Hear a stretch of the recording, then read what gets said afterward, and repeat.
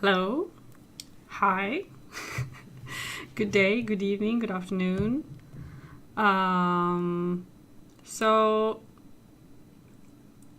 for starters, I have my microphone turned up today because I realized it was quite low yesterday. So I have the microphone turned up and I have the game audio should be turned down once it's audible to you guys. It should be turned down comparatively. Hopefully, it should make things a little bit easier to hear what I'm saying. Especially over the game audio, since there's quite a lot of talking sometimes. Yeah, I meant to start at like 1 p.m. or 2 p.m. It's almost 5 p.m. And there's a reason behind that. And the reason is that when I turned my computer on today, it wouldn't turn on. I got stuck in like a repair Windows kind of loop, and yeah. So I was dealing with that for like 3 hours, and I had actually kind of given up hope that I would be able to fix it on my own, but thankfully I had some help. A very good friend of mine, Iris, helped me fix my computer, luckily. Hello, how are you flying up there? This is, I got some different footage today of the Skytree. So yeah, it's not actually me, sadly. I wish I was in the air, levitating above the Sumida River, but it's actually not me, sadly. This isn't live, like the footage. Sadly, this is the only footage today that is not live. But yeah, so thanks to her, I was able to, work things out. Yeah, but I was literally like on the verge of tears for a while because it's just been one of those days, when past few days has just been nothing but bad news. So yeah, I was really upset today, but thankfully it worked out. And I almost can't believe it. I still can't believe that I'm actually gonna get to stream today because I was for sure convinced that it wasn't gonna be until like Monday or whatever at the very earliest that I would be able to fix everything. So yeah, I haven't logged in today. I haven't done anything in the game today, so there's that as well. Hang on. There, we should have game audio now. So yeah, yeah, I woke up, my computer wouldn't turn on, and since then I have just not done anything else, and it's almost 5 p.m. I have no idea. It should be like past midnight in Japan, I think. Yeah, it's almost midnight, so it's not past just yet, but we should be able to play for maybe an hour at the very least. We'll see. Oh yeah, I should get the chat up. I keep forgetting to do that. Add source. Hang on. YouTube widgets. Live chat viewer.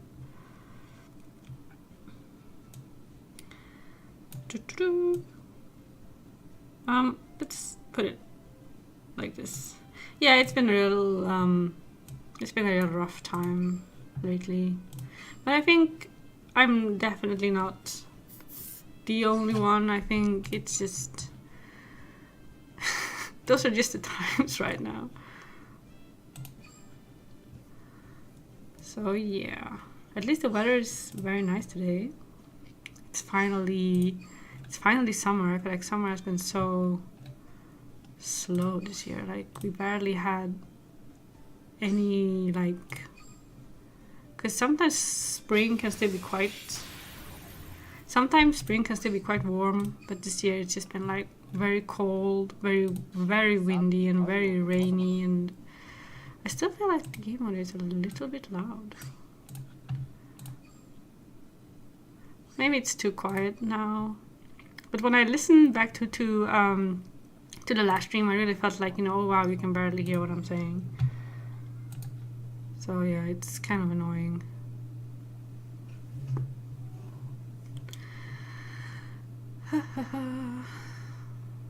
Yeah, it's a shame that we couldn't start sooner, but at this point I just feel like getting to stream today at all just feels like I'm very happy just that my computer isn't in need of like service, and I don't have to like pay a bunch of money just to have a computer. This computer is old now. It's like 10 years old or something, or maybe like 9 years old. It still works fine for the most part. Like I don't have like any like performance issues or anything. It's just that sometimes Windows is just being extra stupid.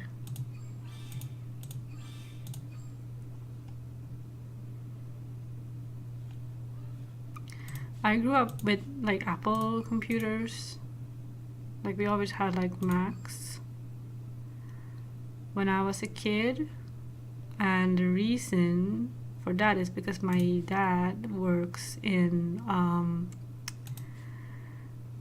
he works with like digital like image retouch and things like that. So he always swore by using like Apple products for that sort of thing.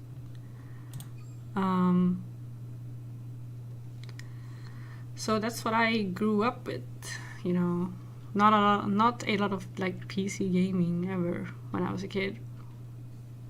Which in hindsight, I'm like, yeah, kind of a shame. But I also didn't like super miss out, I guess, because we also had like, this watermark is really bothering me. Can I? I guess we can do. Yeah, I don't know. I guess I could move things around. Put the watermark on heritage instead. Yeah, we always had consoles, so it was fine.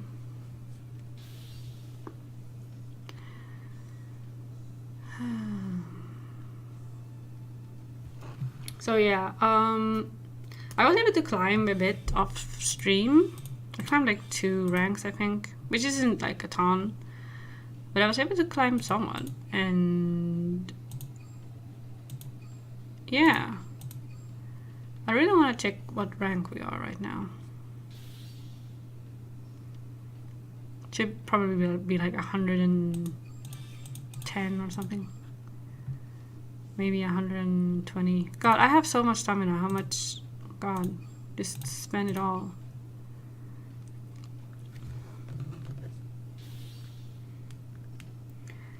So yeah, God, I'm still kind of out of it.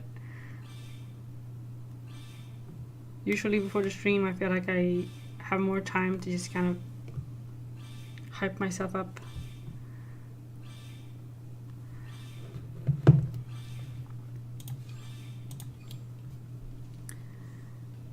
Yeah. I wonder how far off the next reward is. It was like 300 or something a few days ago.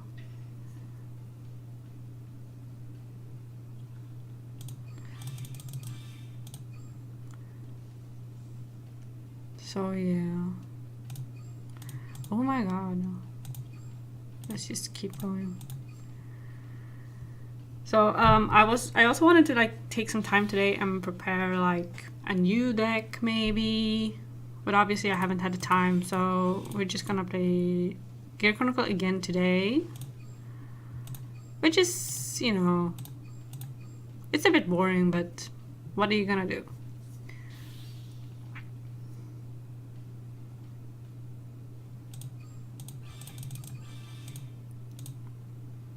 I also have so many of these select packs. I have no idea what I'm gonna do with any of like that stuff. Yeah. I really should have done this before starting today. Well, oh, if I go in on rank from the old shop, would it have like the old music?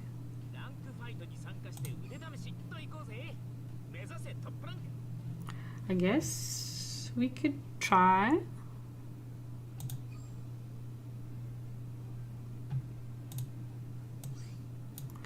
Turning it up a little bit, simply because it sounds very quiet.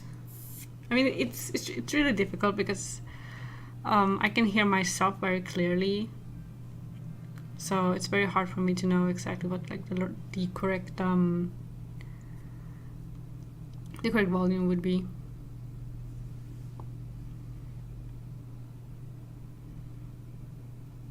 Anyway, we are finally loading into a game. First game of the day. It's almost 5 p.m. Oh. Okay. Today is just gonna be a horrible day, I guess, no matter what. This is a VP farmer. I actually ran into this person. Okay. Perfect. Let me know if, because I turned it up a tiny bit just now, so let me know if you think it's still good. This is a VP farmer, so I think I am going to give up. Because I don't want to spend time fighting a VP farmer on stream. A VP farmer basically is just someone who automatically loses the game. Like they don't do any plays. They just like end their turn at the earliest opportunity.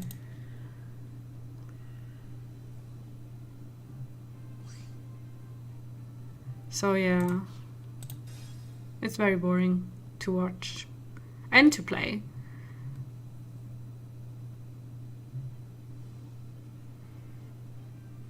So yeah, I got excited for a second and just yeah. Then when I saw the name, I'm like, oh yeah, it's this person. I don't even understand, like, why are people VP farming when the game is shutting down in less than a month? Like, I don't get it. Like, what's the end game? What's like, what's the aim to VP farm at this rate? Like, you're not gonna, you know, there's no like long time plan that's going to, you know, pay off by VP farming. And yeah, it's just not very fun. And I also don't really understand how VP farming works. Because, oh yeah, it is the whole music. Oh my god. I don't think I've ever entered rank from the old like storefront or the old shop or whatever before. So this is like, this is just news to me. I had no idea. Oh my god. So I guess we have like the old music today.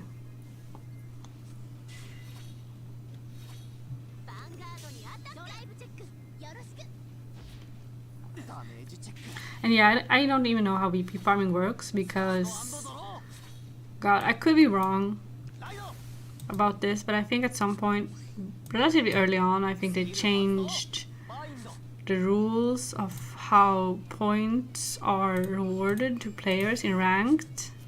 And they did that specifically to deter people who do VP farming, because in the current system that we've had since they changed it, means that you only get points based on how much damage you do, basically, with like a cap of 6 damage. So if you do 6 damage to your opponent and you lose, you still get like the maximum points, I think. But before then, I don't remember. I think it might have been like, oh, you got this many if you lost and this many if you won, and it was like a set amount. But then they changed it to make it based on damage. And since they did that, VP farming got like a lot harder, since it forced you to actually play the game to get, you know, a certain amount of points. So, at least like in JP, I basically never see VP farmers anymore. Like it's been ages and ages and ages since I ran into like more than this one person who I now matched with like 3 or 4 times in the past few weeks.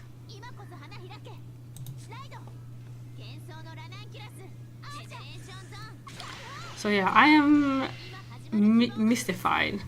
I'm mystified by the concept of a VP farmer right now. I guess maybe it's someone who, you know... Yeah, it's just a waste. I mean, I guess maybe if they have like a script or... Sorry, I hit my lamp because I was waving my arms around. If you have like a script or a bot or something, I have no idea how that would work. But if you have something like that, then I guess technically you're not doing anything. Yeah, maybe it's just a bot. And it's just kind of playing while they sleep or playing while they're at work. Then technically they're not like wasting time. And that person just now, they did have like, they were rank 13? Meaning that they definitely do play the game normally also. So yeah, I have no idea. The thing with Vanguard here doesn't track your win-lose ratio. Like there's nothing... like I remember Duel Links did track that information. But Vanguard Zero doesn't really do that, I think. It just tracks your wins. So at the very least, like in Vanguard Zero, if you do run a VP farming bot and you just auto lose for like hours and hours, and then it doesn't really like hurt. It doesn't really hurt you that much. So I guess if it's just a bot that's running while you're not playing anyway, you know, technically you could gain some VP from that. But it just seems so slow, like on a non-rank up season you get like 1,000 VP for every damage that you do. Hang on, I gotta think. And now we're in a rank up season, so it's probably like double or something, so it's probably like 2,000 per damage.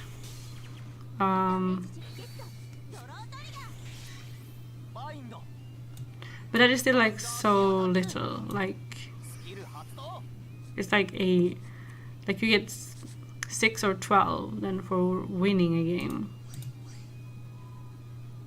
So it's basically like nothing.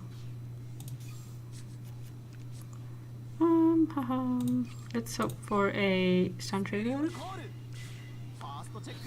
Oh, healing is very good. Okay, no stun trigger, but that's okay. That was kind of like a weird... No, wait, it's not okay. Hang on, this is 6... 1, 2, 3, 4, 5, 6, 7, 8. Yeah, it should be 5. Yeah. This booster gets plus 2k for every other zodiac time base, which is why I'm doing like that live calculation. Because if I get it wrong, I just bind it for no reason. So I gotta keep track of how many rear guards I have and how much power it will actually gain when it attacks.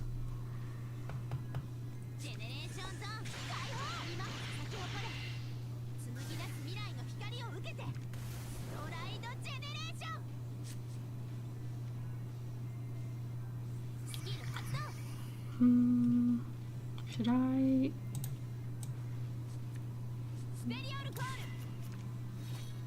Hang on, I'm just gonna move this around real quick.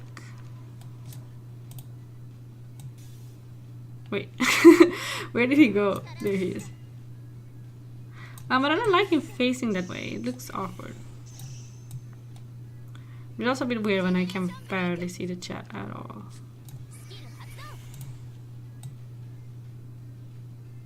There we go.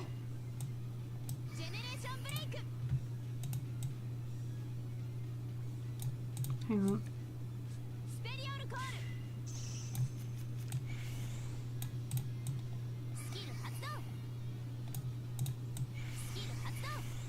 That's marginally better.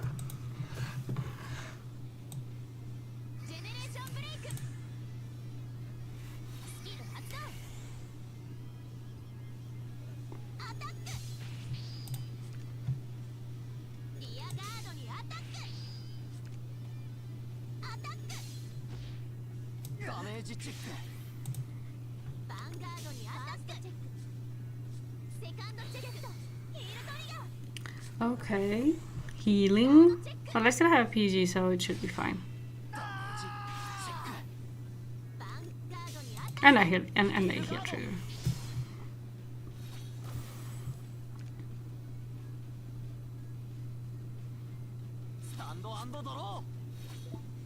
Okay.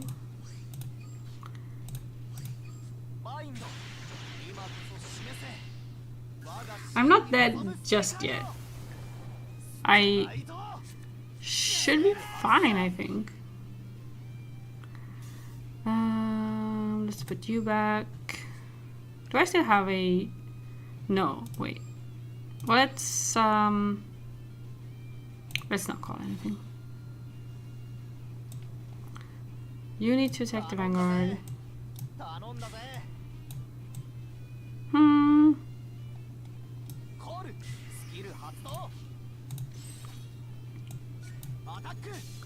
Not for now. We'll see. My opponent is at 4 damage, which is unfortunate.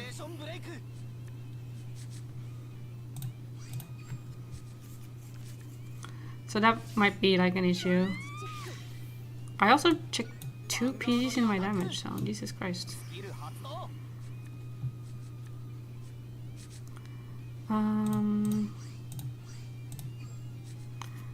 Okay, so we want you here, and you girls can go in this column.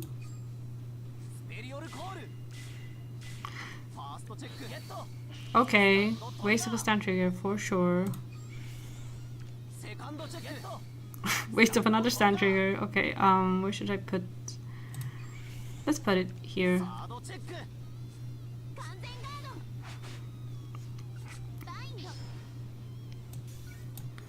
Let's go.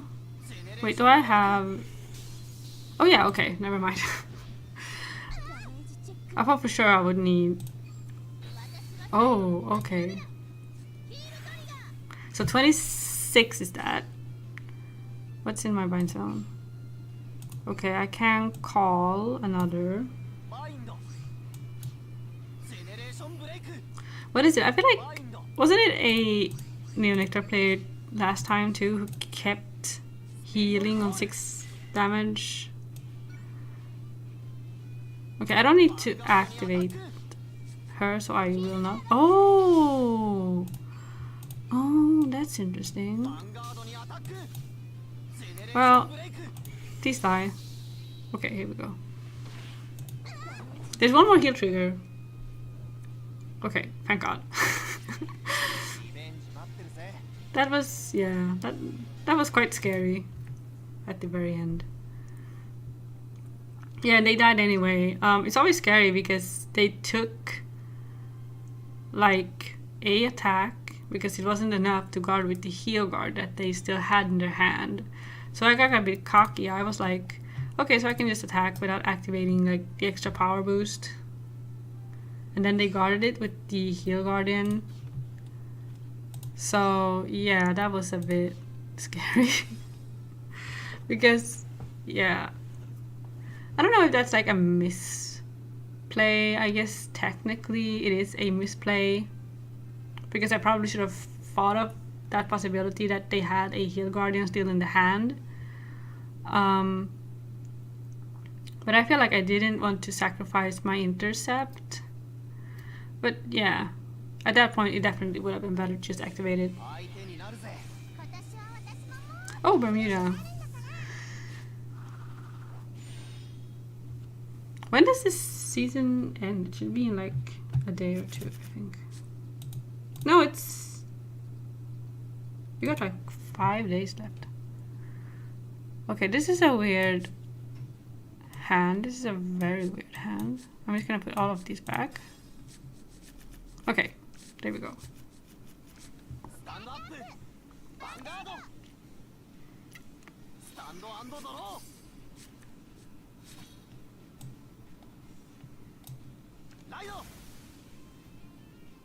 Yeah, but you cannot escape Bermuda right now. Yeah, I really regret that I had to put back both my my PGs there, but I really didn't want to break or risk breaking.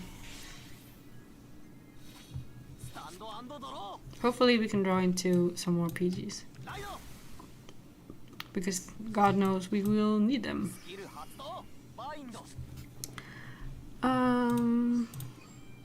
Let's pick you. Do we call here? I think so. I just feel like I have to rush against Bermuda because there's no way I am winning in like the long game.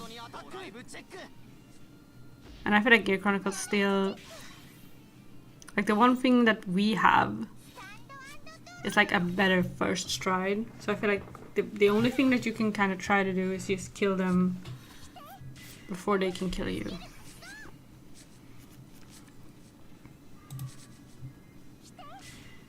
Or maybe the first stride in Gears isn't better, but it's definitely like I would say they are kind of equal. Maybe. Okay, healing. That's fine. That's okay. Oh, I get to heal too. Still, having early heals in Zero is like, I just feel like it's never good. Like in the TCG, healing early can also be very bad sometimes. But at the very least, you know, it kind of slows down the game. And some clans or some decks do like benefit from like a slower paced game, I think.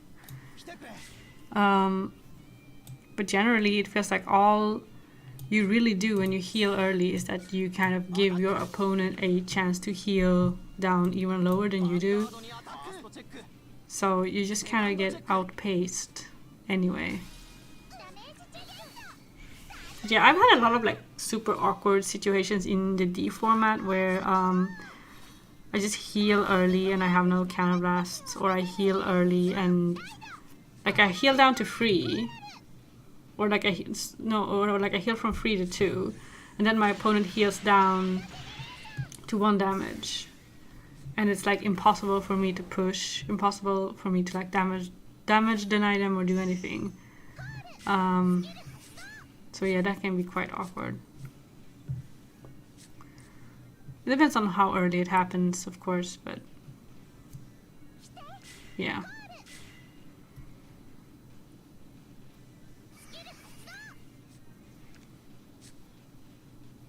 It's also happened to me a few times recently where I've been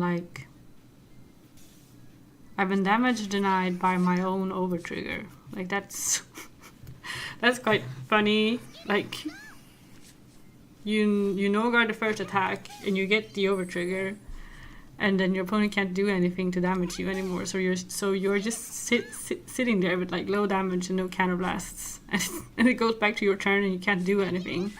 So you essentially just lose a turn.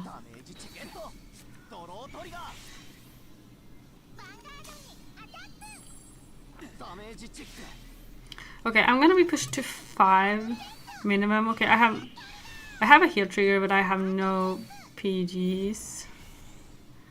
So this is very not good. Can I get a trigger? Okay, no. Well, the heal trigger is enough, luckily.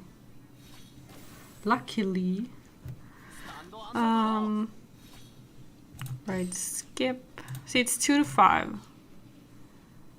I really wish it was 3 to 5 at the very least.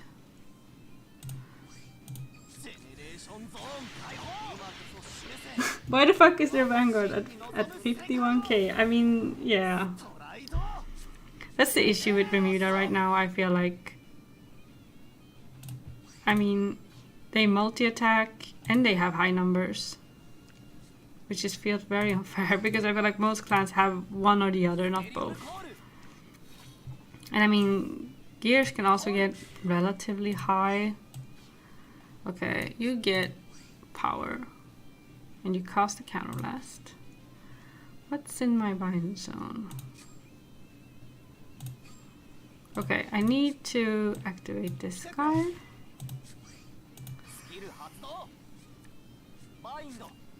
Okay, that's very good. Let's bind you. What I want right now is I want Metal Party Dragon. I want Avenger Phoenix to get me that specific card. Is this worth it? I guess it is.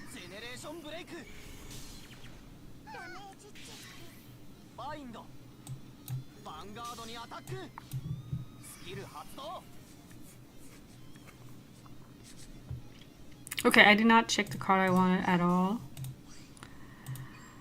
Ooh, that's sad. Let's do this. Can I get a stand trigger? Yes.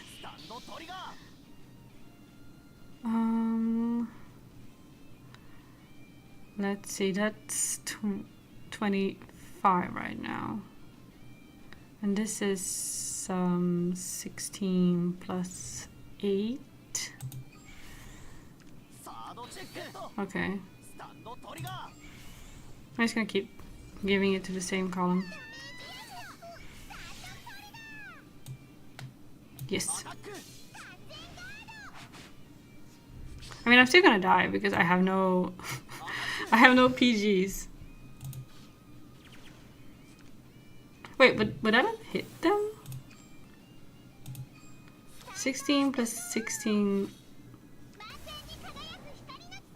1, 2, 3, 4, 5, 6.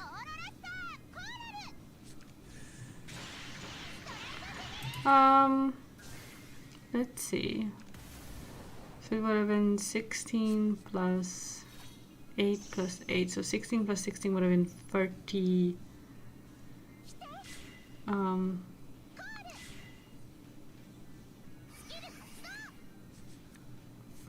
42? Yeah. Yeah, that was a bit silly. I don't know if it would have made a difference, but it might have.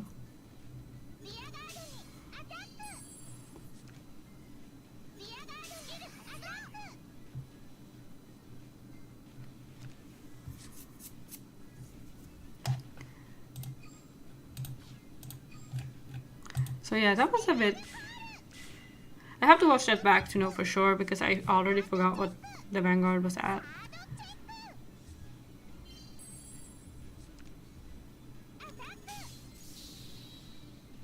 Can I heal, please? It might not matter.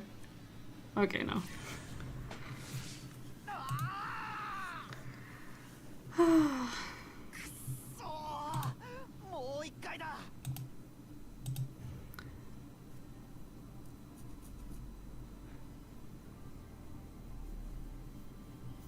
Yeah, I didn't expect to win this game. But I feel like Gears is one of the few clans that actually has a chance against Bermuda.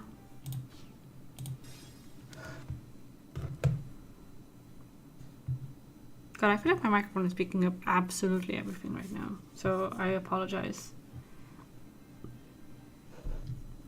Because everything I move, even you know, even if I'm like breathing, it feels like it can pick up like my the cord on my headphones are like moving ever so slightly against the tabletop.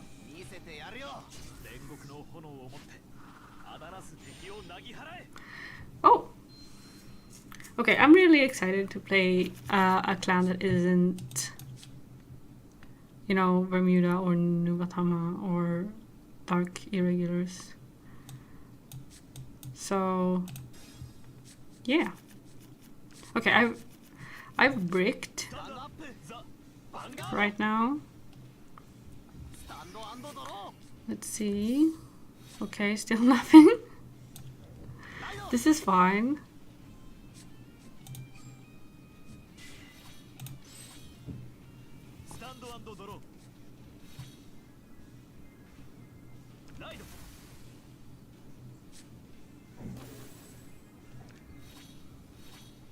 Vanguard にアタックドライブチェックゲットドロートリガーダメージチェック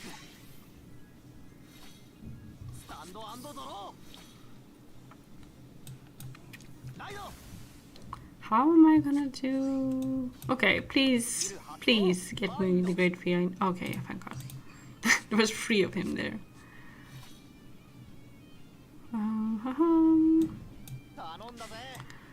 Let's call.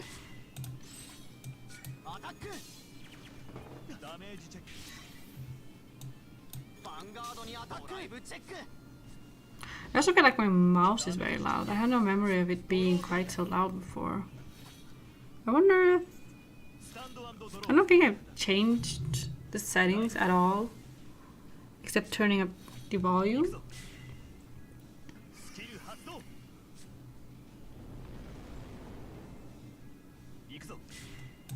This is another card.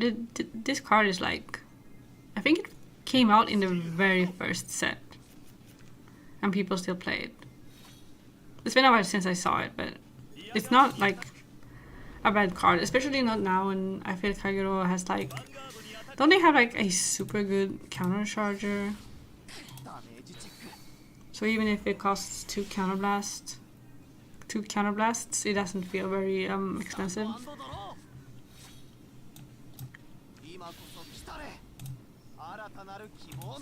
Here we go.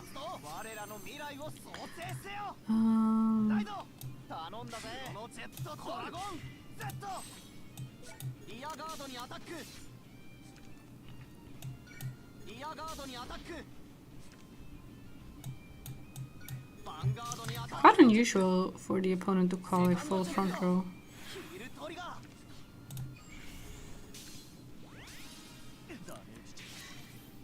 It used to make such a big difference in like the first like 6 months or something of the game. Like at which point you called and didn't call. I mean, obviously it still makes a difference. But for a while it was like, oh, my opponent missed ride. Huh.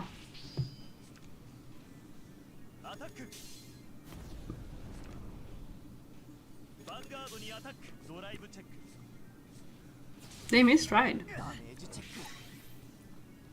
That's interesting.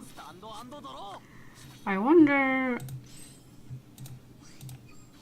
Maybe I can just rush and win this. In that case.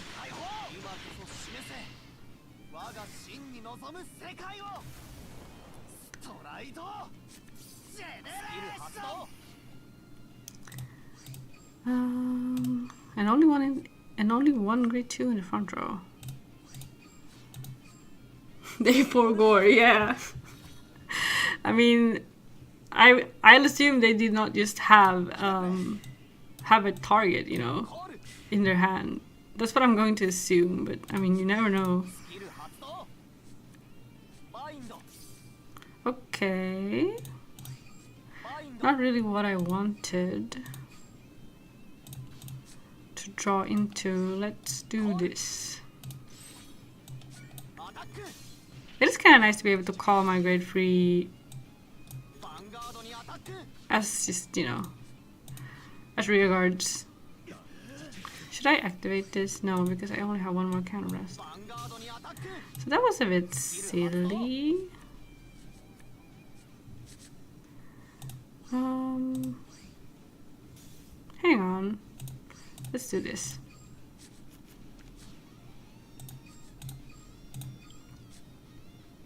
He should get the power, so we should be able to push. Stun trigger? Question mark? No.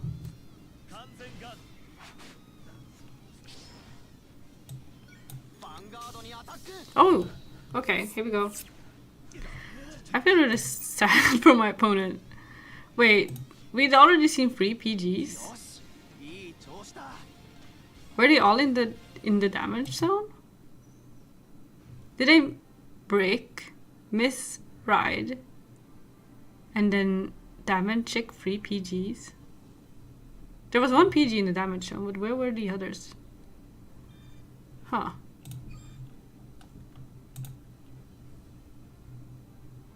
That's tragic. Yeah, this is like a new player. Legend 0, grade 30. Yeah. Or someone who's just like remade their account, because this icon, isn't this icon something you could only get if you logged in on like the 1st anniversary or something? Yeah, that was absolutely miserable for them. And I was like, oh, I'm so excited to like fight something else, something a bit different. And it was just miserable.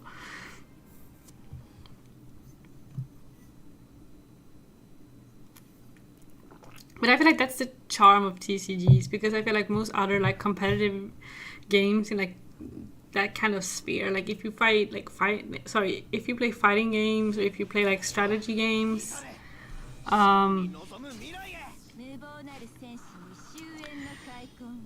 the like, how would you say, like the RNG margins are like probably usually not as crazy as they are in TCGs. But in TCGs, it's like you can be like a top tier world class player and still have an absolute miserable time because of things like matchups and just your starting hand not being good, or you know, just complete like RNG stuff just making you miserable. I mean, I don't know too much about competitive fighting games, so if you have like an example of like where even like high level competitive players can get like super punished by like, I don't know, just the circumstances, then I would love to hear it.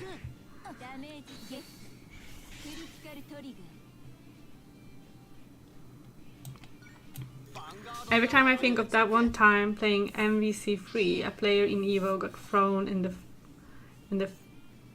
first second of a round and just quit because they knew they died already. Yeah, okay. Yeah. But isn't that still like... I mean, obviously everyone can kind of like... I mean, we're all capable of making mistakes, obviously. But yeah, that's also... that's really sad.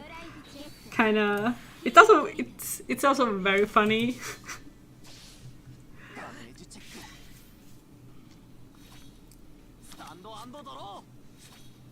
Yeah, I'm sure there's probably something, you know, like in Smash. I know the big reason why Smash, it's like Smash Ultimate, I think. It's definitely Smash Ultimate. I do not know of like about like the previous titles. Okay, I have no G3 anywhere other than my hand.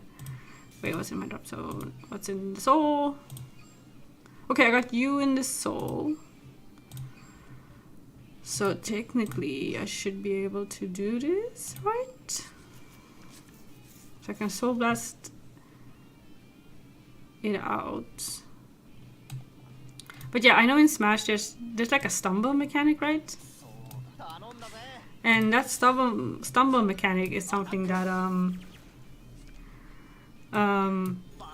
that's a big reason why the game isn't popular among like a certain like the game had a hard time to, you know, become relevant in like the like competitive fighting game, like in that sphere because it has like the random stumble mechanic that you can't turn it off.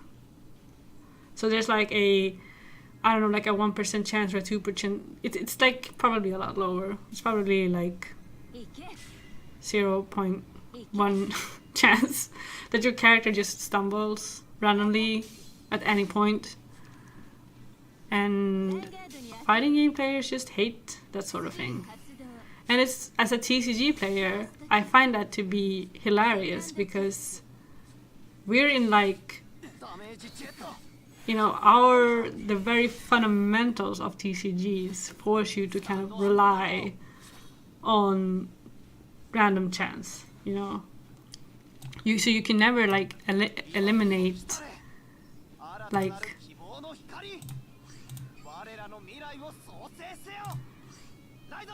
you can never like eliminate the how would you say, like the effect that random chance has on the game in a TCG. And for me personally, I think it's part of the fun because it kind of forces you to just accept that sometimes things just go badly for you know, for any reason.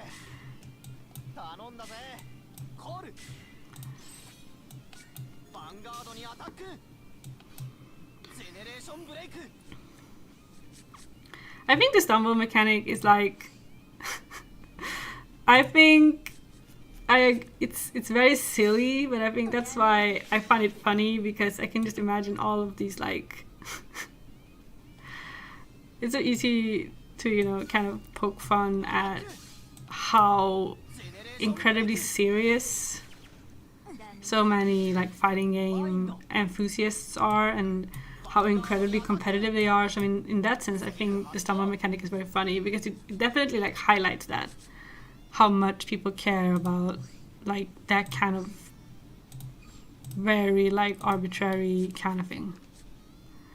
This is bad, I would say, to only have one intercept. Wait, what?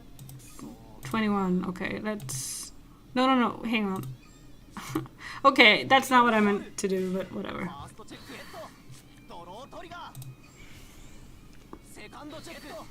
Okay, so this column is already 21 and she's gonna take one more damage, so... Okay, never mind. Oh yeah, I have the boost also.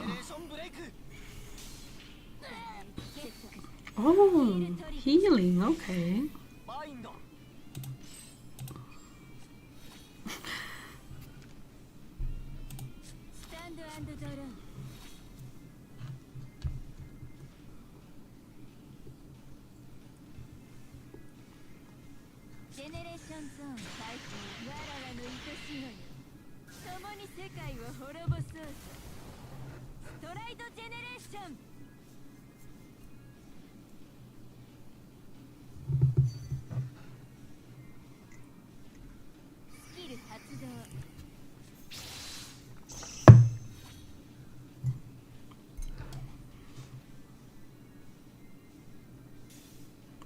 Okay, so how much... Please just don't paralyze the Vanguard. As long as you don't paralyze the Vanguard, I think everything will be okay for me.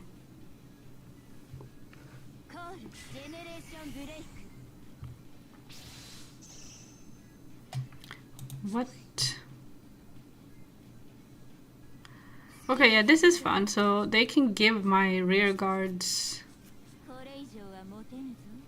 skills, and in this case, my opponent, she gave my my grade 1 interceptor. She gave her the skill that at the end of my turn, my opponent draws a card. So unless I play over these cards or get rid of them somehow, they all have this skill right now. So unless I get rid of them, my opponent will draw 4 cards at the end of next turn. Which I think that's, you know, it's annoying, but it's also quite interesting. This doesn't have the card restrict, does it? No? I can just PG it normally.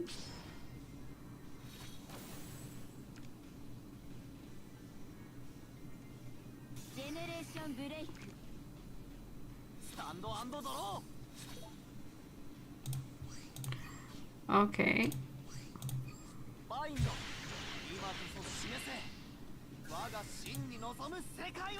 I still have 4 stand triggers. Oh yeah, I can put my own cards back, but let's not do that. Do we call? I guess I kind of want to call, just to call over to actually have a standing rear guard. Let's just call everything. Oh,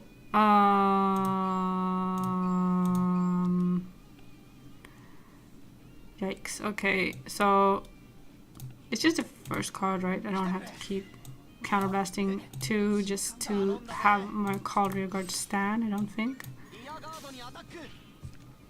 So he has to be boosted here, so let's just boost, even though I don't actually need to.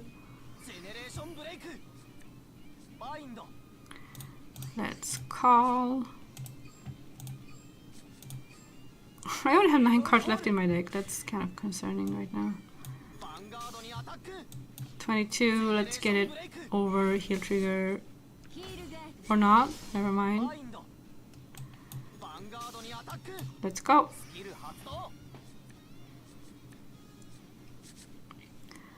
One, 2, 3. Okay.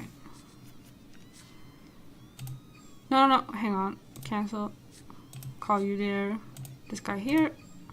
And her there.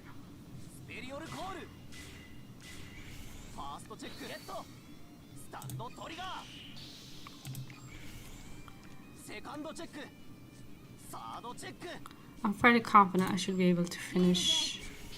We haven't seen a single PG, oh my god. I do not like that at all.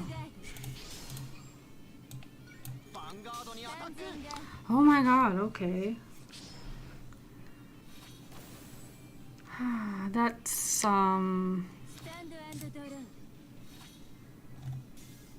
That's not very good at all. We've only seen 1 PG. I'm GP4 and I've only seen 1 PG. Or have they put PGs back in the deck? Where is it even? Where's the PG? Oh, here it is.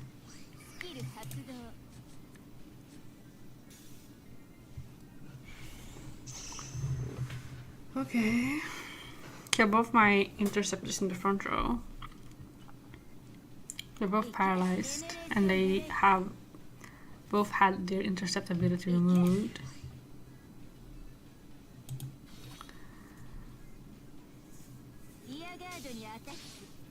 But it was I really think it was the right choice to keep my interceptors in the back row. Especially since I got the stun trigger. But at this rate, I'm not gonna have a counter blast, am I? Does this restand?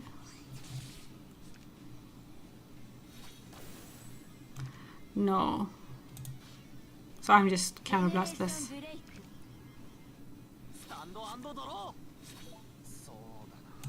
Let's go heritage.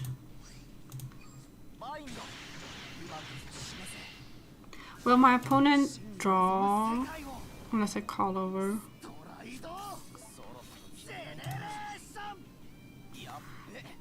Yeah, God. Goodbye. Let's call you over. Oh my god, it's rested. Come on. Why? Why is it not responding? Let's go. God. I'm so stressed out.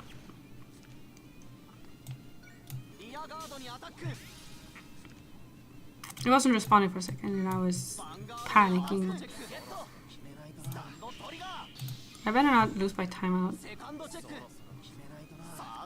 Oh, I'm gonna die from deck out. Unless this kills my opponent right now. I guess I can still. No, I'm gonna deck it out because it strides automatically. So I would have drawn one for turn and drawn for the stride, and I would have decked out. God, this is so stupid.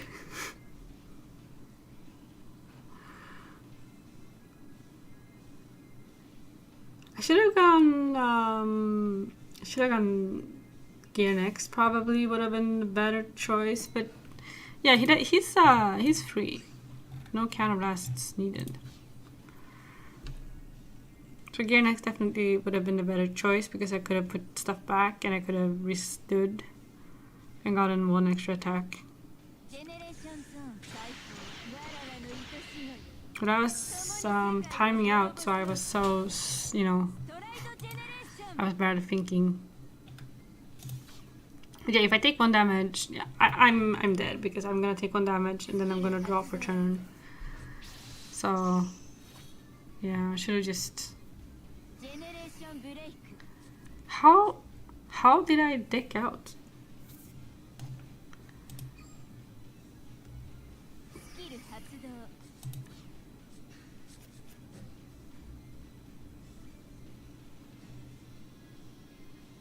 How in the world did I draw so much that I'm decking out?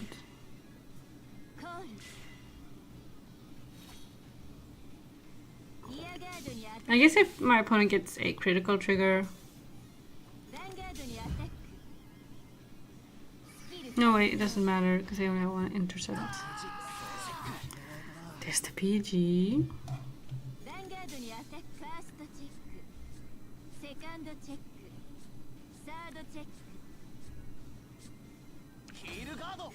And now I lose.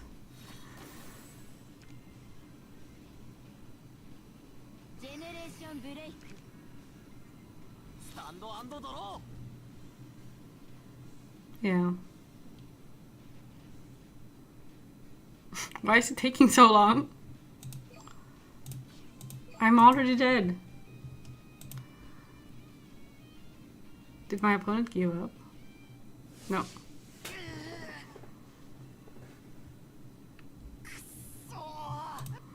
That was very, very silly.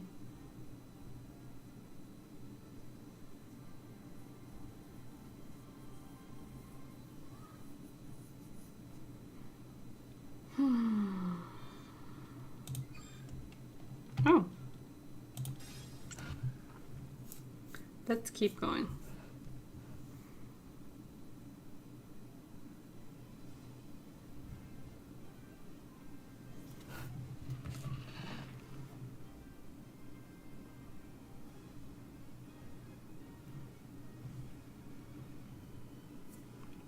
It's already been about an hour.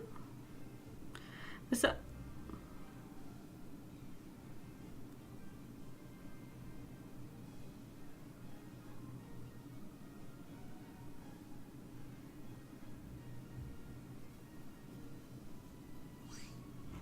Okay, no opponent can be found. Let's try again. Yeah, I figured out because I was having such a hard time getting my thumbnails to work, because even if I gave YouTube a thumbnail, when I send people the links, it would not function.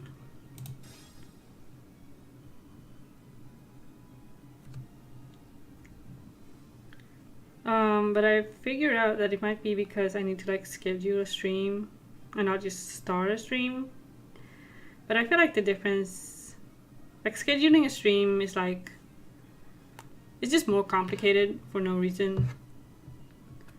Or it's about the same. It's not that much more complicated. It's a little bit more complicated.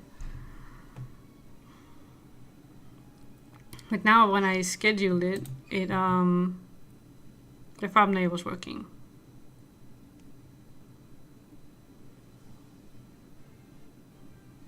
Can I please find an opponent?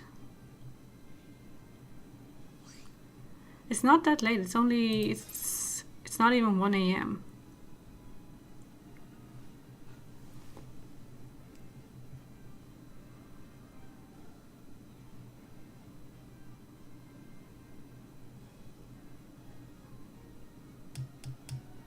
Sorry, I got distracted for a split second because I was looking at YouTube stuff.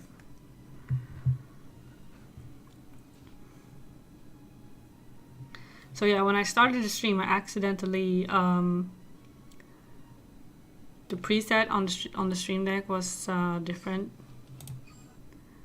or it was the same, but then the YouTube on the YouTube side it was different.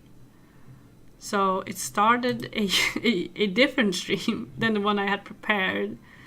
So for a while I was very confused because suddenly I had two streams, one that was kind of in standby mode and one that was also in standby mode but live in standby mode. So I streamed for like 2 minutes. Not realizing that was what had happened. Okay, we finally found someone. So yeah, it's been a real like, I feel like everything with streaming has been... Oh! It's Christmas time. I love this skin, it's so funny. I love all the Christmas skins. I really wish we could have had a Christmas event like last year. So yeah, that's very sad to me. Stand up, the Vanguard. Stand and draw. Let's say hi. Yoroshiku tanomu ze. Ride.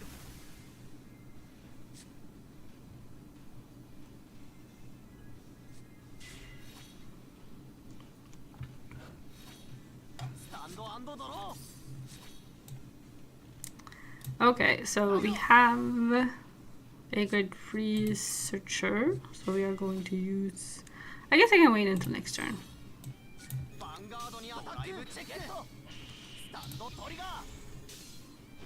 Wasted a stand trigger.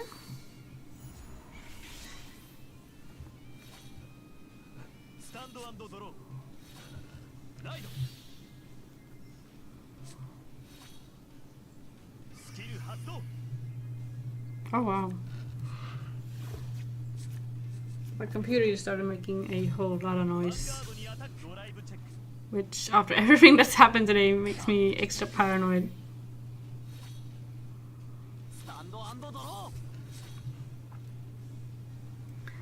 Okay.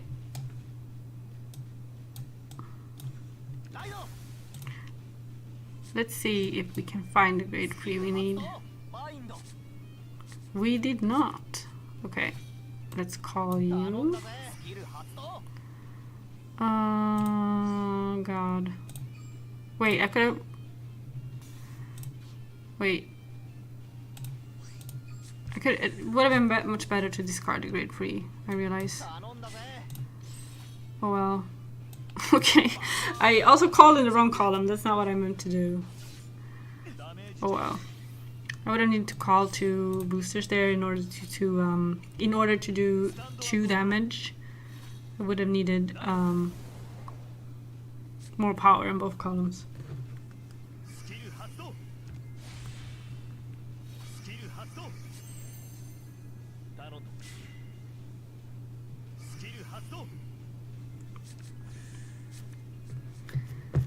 This is also yeah, this is an actual Kagero player too this time. I guess I should pay attention because I kind of want to build this deck. Yeah, this is the counter charger. They're running the Legion. That's kind of fun.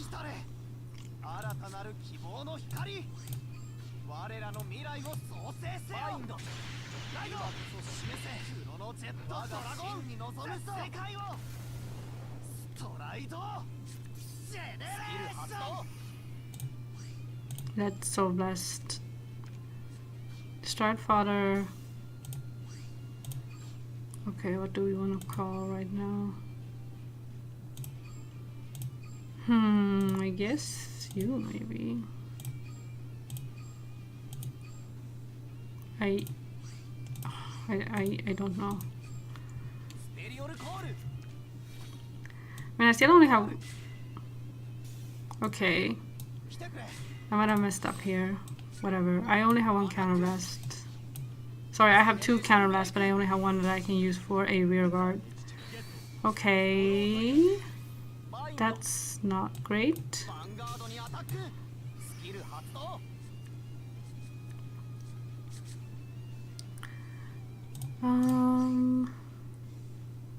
Let's just try and do damage.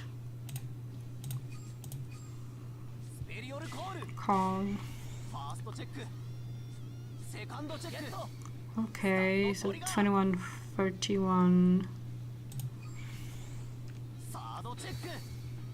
No healing for me.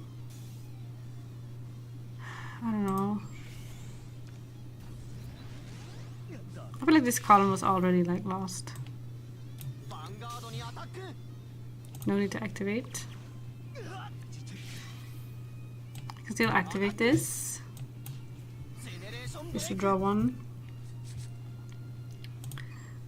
Let's take you, or no.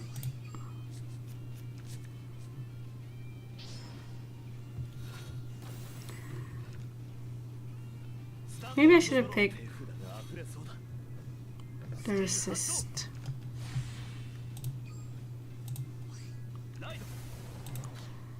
Yeah, who knows?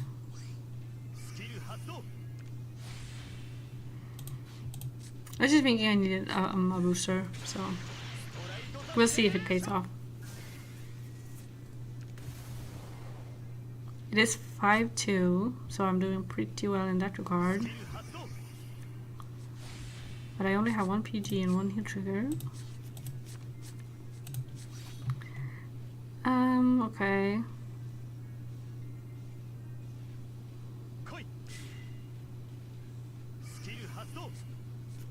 Okay, so this guy deals 1 damage. And it nullifies my triggers on that damage check.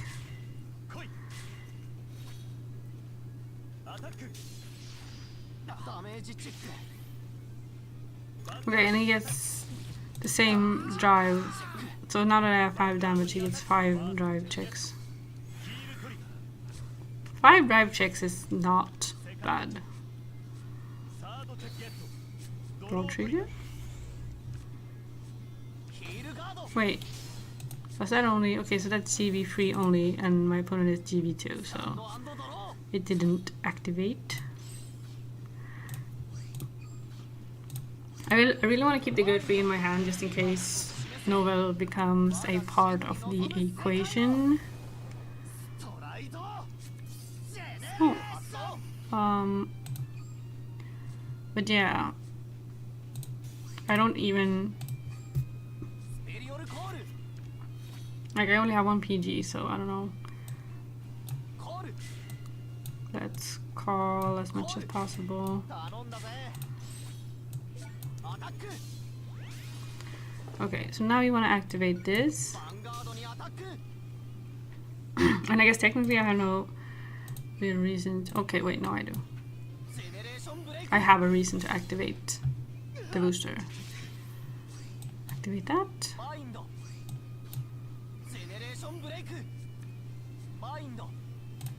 Let's call.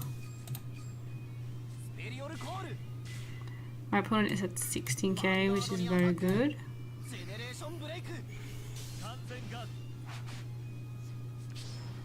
Find that. Activate.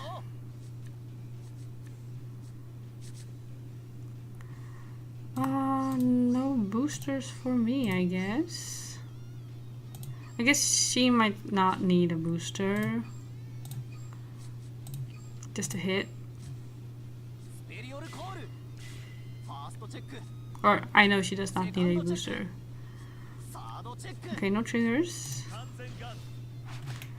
There are 3 triggers left in the deck. And we've seen 3 PGs, 2 heal triggers, 3 heal triggers. Oh! Okay, I'm not gonna be able to survive this, I think.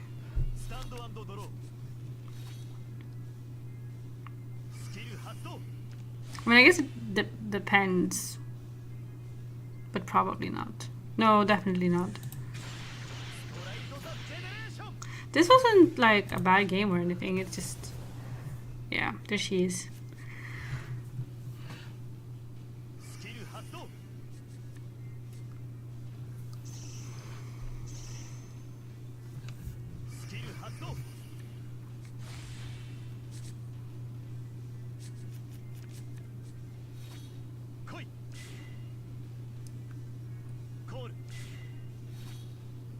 Vanguard にアタック。ヒールガード。ヴァンガードにアタック。完全ガード。ヴァンガードにアタック。ファーストチェック。セカンドチェック。サードチェックゲット。ドロートリガー。Okay, yeah. I have no heroes left, so I would just die.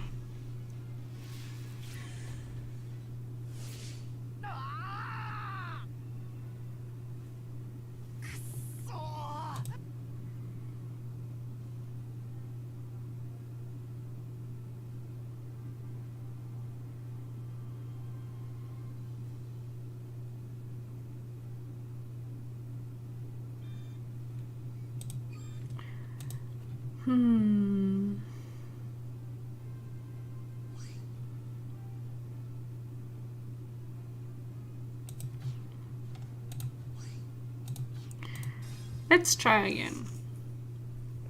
Yeah, I just lost the game. It wasn't... I was just saying that, you know, it wasn't like a bad game or anything. I just, you know... I was missing like one PG in my hand, and that, you know, made a difference. My opponent had a very strong defensive hand during my like rush turn, so it was a very even game. But at the very end, that kind of difference in... Oh, Angel Feather. Okay, this is fun. This is really exciting. Haven't run into Angel Feather player in forever.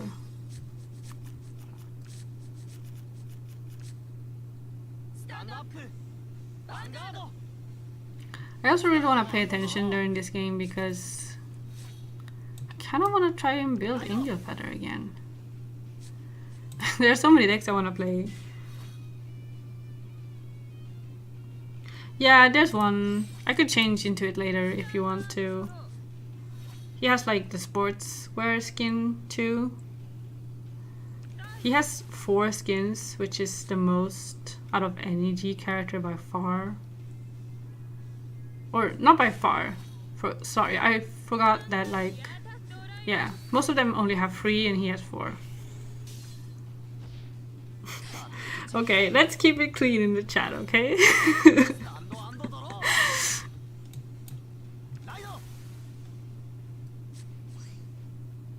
Yeah, Kaya has 9 skins.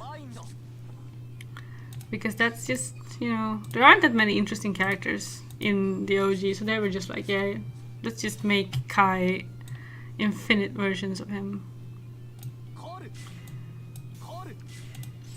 Maybe this is stupid to rush Angel Feather,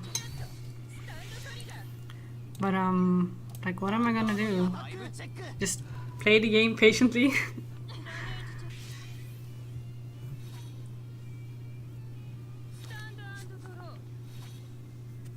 We should say hi.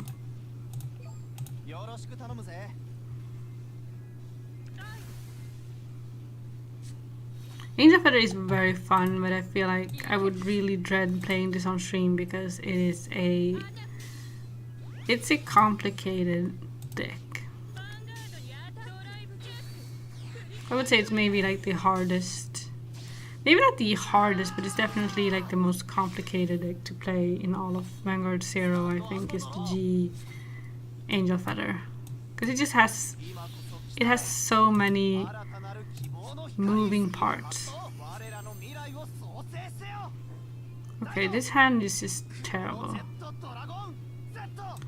Let's just call everything. Should I? Yeah, I should definitely activate this. Yeah, that's better. Thank God.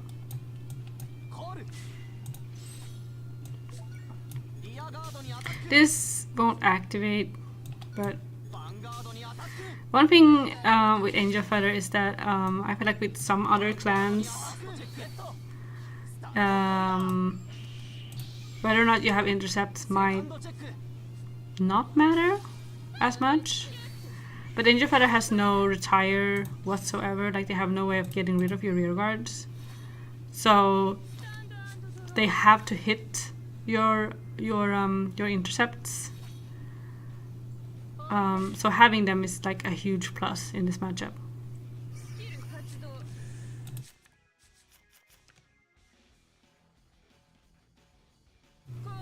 Yeah, I think Rin is like one of the characters in this game where I feel like the voice actor really made a huge contribution. Like some of her lines are just impeccable.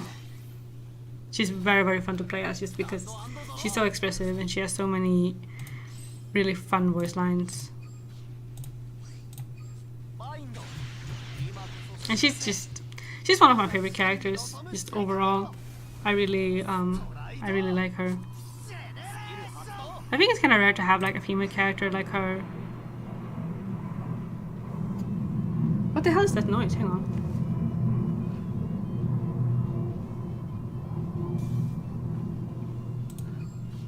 Okay, that was a bit...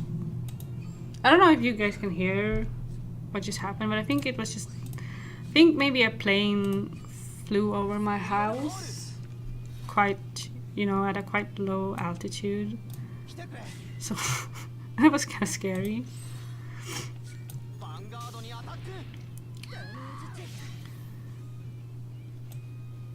But yeah, I think it's quite rare to have a female character like her who,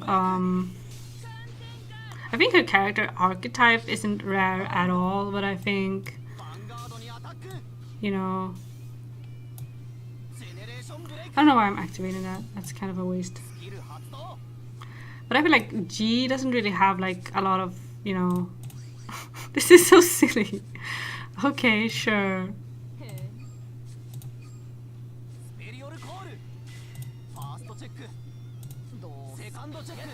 Oh, Sun Trigger. Okay, so that's 14. So, okay. Oh, wow. Never mind. I mean, they might still heal, so... Okay, no.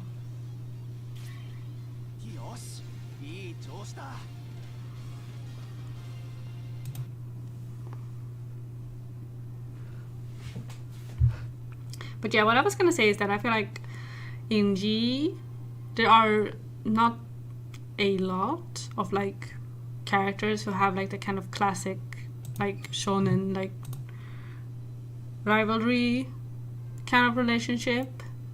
But Tokoha and Rin just really have like, I think they're like the biggest like prime example of that kind of relationship in G. And I think it's really cool how, you know, Rin doesn't have like a ton of character development, but she still has like a fair amount.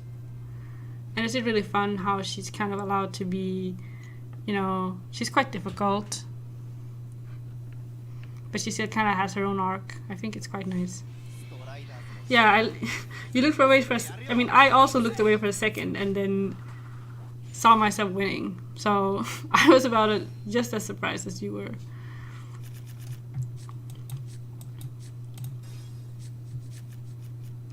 Because the sound in my headphones at that one time, it was so loud, it sounded like someone was demolishing like the building right next to mine or something. So for a while I actually got a bit frightened.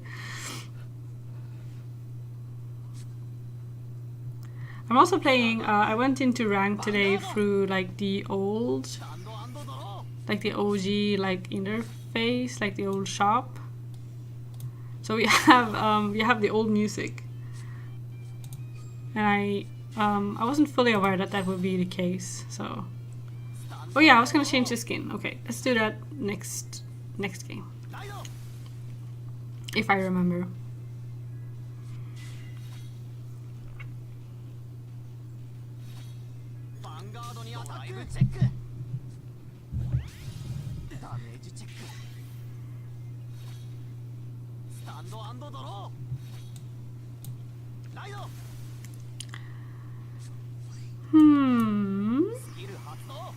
think I have everything I need.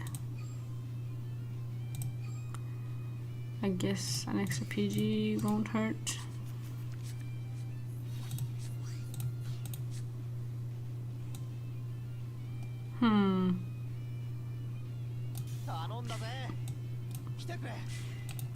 The mirror matchup is a bit... Oops. Come on. The mirror matchup is a bit... it's a bit rough sometimes. Who are you? I'm you, Butaler. Yeah.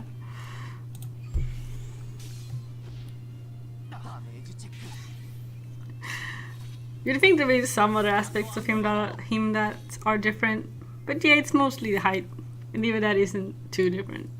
I was actually shocked when I looked at the, especially like the G-Next, like the character, like the charts for the characters, like height differences, because even when he's taller, Chrono is quite short, and I was a bit surprised at how short he was, because I feel like when you watch the anime itself, he's not that short. Yeah, very good side-by-side comparison of the swordiness too. This image that I'm using for the interface today, there is a because I had so many issues today with my computer, like it would not, like you cannot imagine. So I had no time to change the streaming interface at all. But if I had some extra time, I might have used like the full version of this image and kind of just edited it. Okay, what am I gonna do? Let's call you, I guess. Or I guess I can call you too. And let's just hope for a trigger.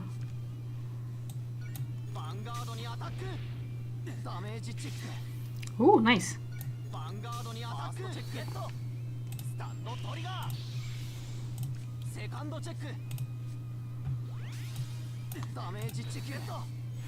Okay, heal. That's fine.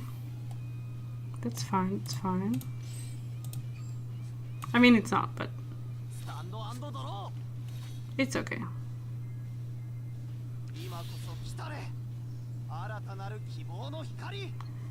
Yeah. So I could do like this. Hang on. I need to change the priority of the Where is BuzzDex? Where did it go? There it is. There we go.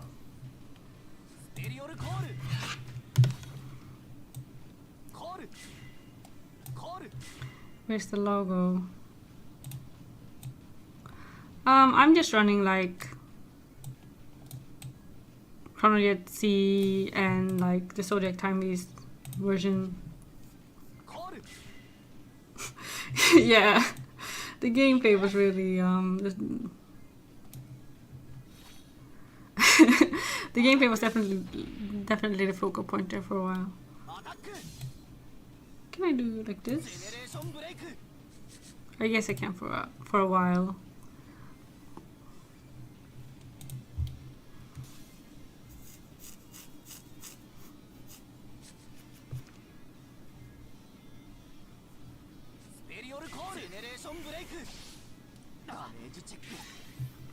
But yeah, I'm just running like the CTV. So I have Chronojet C, 4 of him, 2 of G. I recently reduced him to 2. I used to run 4. Then I run some, these G3s are just like, they're both like no, this is like a rare, and the other is like a common. They mostly is, one of them gets power, the other binds itself, which kind of makes it useful sometimes. And then I just have like, this guy gets power, this gets multi-attack, she gets power and resist, and this guy lets me draw. God, let me show the last guy. Come on. Hang on, this guy. Let me draw. And then there's like the grade 1 intercept, the Stride Father, booster that gets power, and so on. So it's, you know, it's the version, it's the Gear Paladin version of the deck, essentially. Okay, this is kind of rough. So let's do.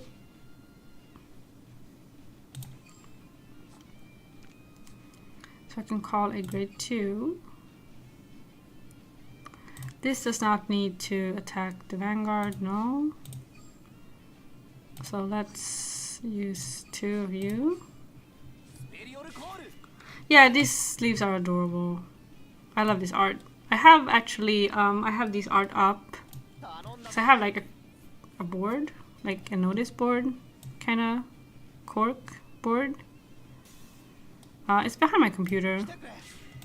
And I actually have this exact art up on my wall. So yeah, I'm a big fan.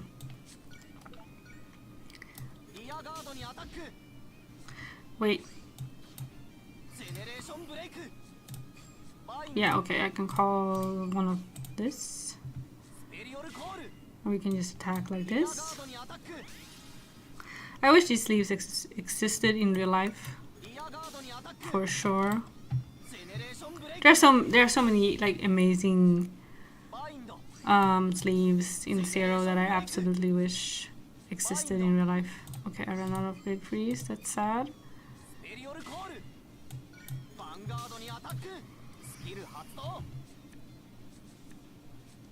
Like even some of the old art that, you know, really kind of isn't like super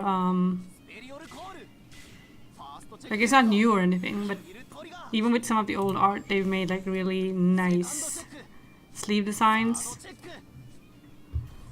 So, you know, they did have those like polls where people could vote and they would like make the winning sleeve into a real sleeve. So we already have like quite... Oh, okay. Alright.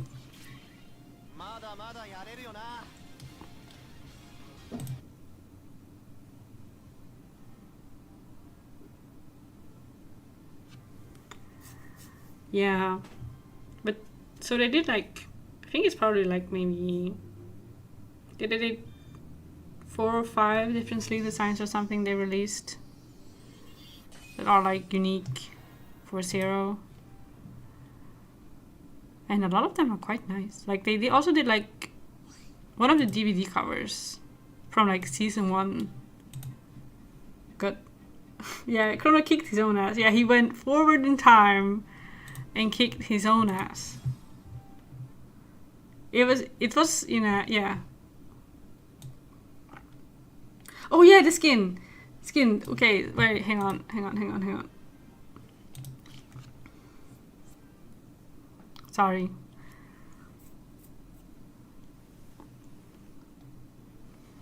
Yeah, but for example, they made like they had like the old DVD covers and they made them into sleeves in Zero. And some of them are very nice. They have so many sleeves in this, and a lot of them are so cute. Obviously, we have like the event. Like this one, I think is also very cute. Hang on. I don't want to set it, I want to look at it. Come on. This is very cute, I think. I love this art. By the way, you guys remember I was talking about how I had a sleeve where Kai was kind of in the background and you can only see and you can only see his like his shoulder or his elbow, and it's like counted to my like tally of times that I used Kai sleeves, if that makes sense. And it was this art. So Kai is you can see a little bit of the back of his head and his back. And this is the sleeve that I used, and I couldn't understand why I was getting like points or rewards for using the sleeve against like like this was like counting towards my use of sleeves with Kai on them, even though he's just here in the background. Also, these like line stamp sleeves are very cute. I think this is one of the sleeves that got made into a real sleeve. I think it's very cute.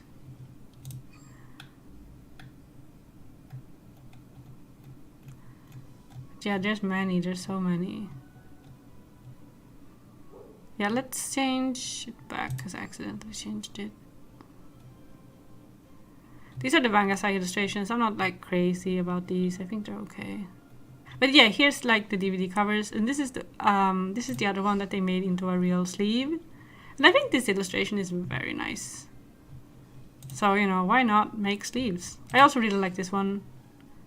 This one is very cool. Oh, and I love this one too. This should be a real sleeve. Come on. Why not? And they also made this one into a real one. I have... this is the one that I bought for myself. But yeah, the Shion and Tokuha ones are also very cute. So I wish they would have just made all of them. Yeah. There's too many to, you know, look at all of them properly. And I love these as well. I think they are very, very cute. And these are also very pretty. More line stamp stuff from the ending. And these are just like from the different championships and tournaments and stuff. These were like special illustrations they made for... It was for a Comiket like merch line or something. But this illustration is very cute. I feel like when it comes to official art, yeah, the shoujo cover is amazing. I also kind of want to change. Hang on, let's change the lobby that we're in, because I'm already kind of sick of the old music. I feel like the OG anime had a worse soundtrack than G did, but I also think they overused like some of there's just not enough tracks. They overused some of the tracks so much to the point where I just feel like I get very sick of them. And the G anime is just so much better in terms of like having more having like a more diverse soundtrack and just having more tracks and using them more. Sorry, using the different tracks more instead of just using the same 3 or 4 tracks for absolutely everything. So let's go back inside. Oh yeah, we should check the rank too. Hang on.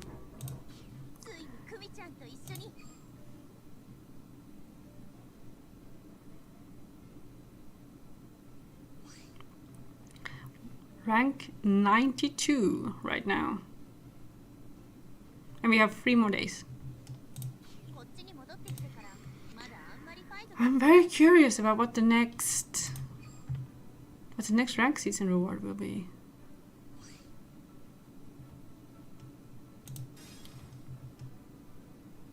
Like, what's even left? I kind of wanna...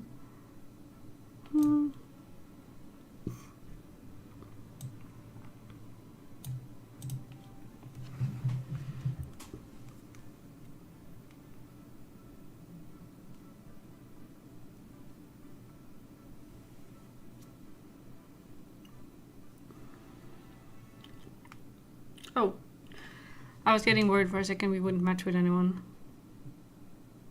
But here we go. Sports.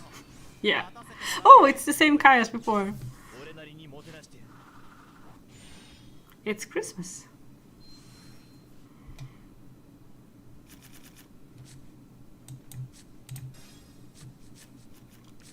Stand up, the Vanguard. Stand and draw.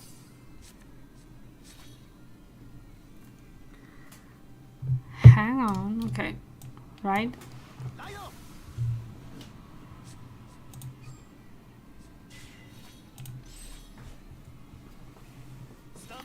Yeah, Santa Kai is very funny.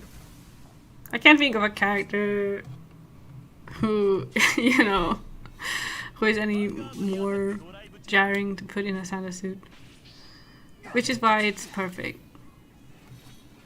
I remember that so vividly, because kind of during the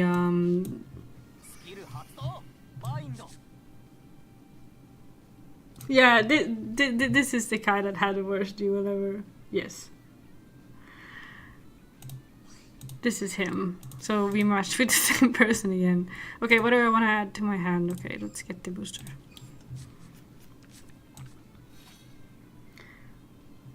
So he or they could not draw into a PG, or they checked like 3 PGs in damage, and they missed ride, and then they just died. So it was a very, very sad game.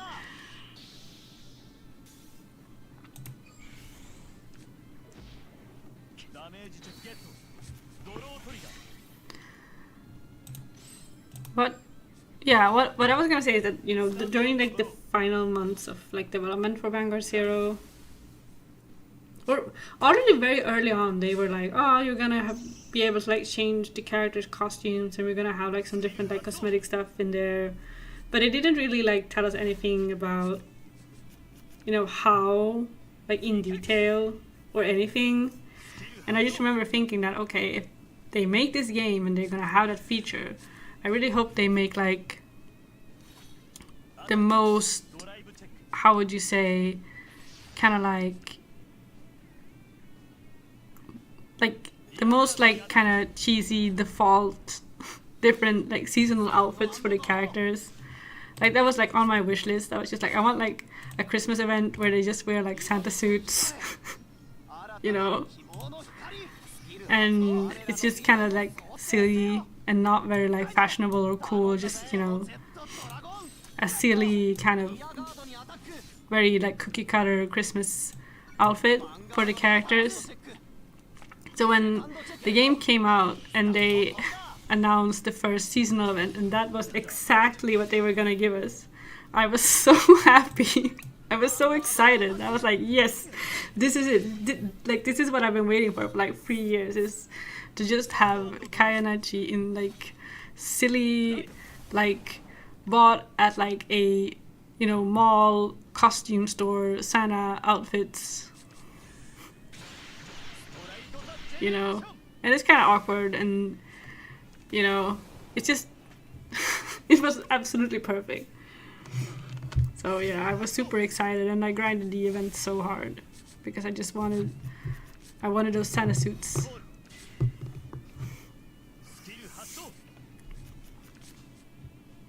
Because I feel like, especially in the OG Vanguard, I feel like that is so in line with the vibe of that anime. I feel like G is a lot more like,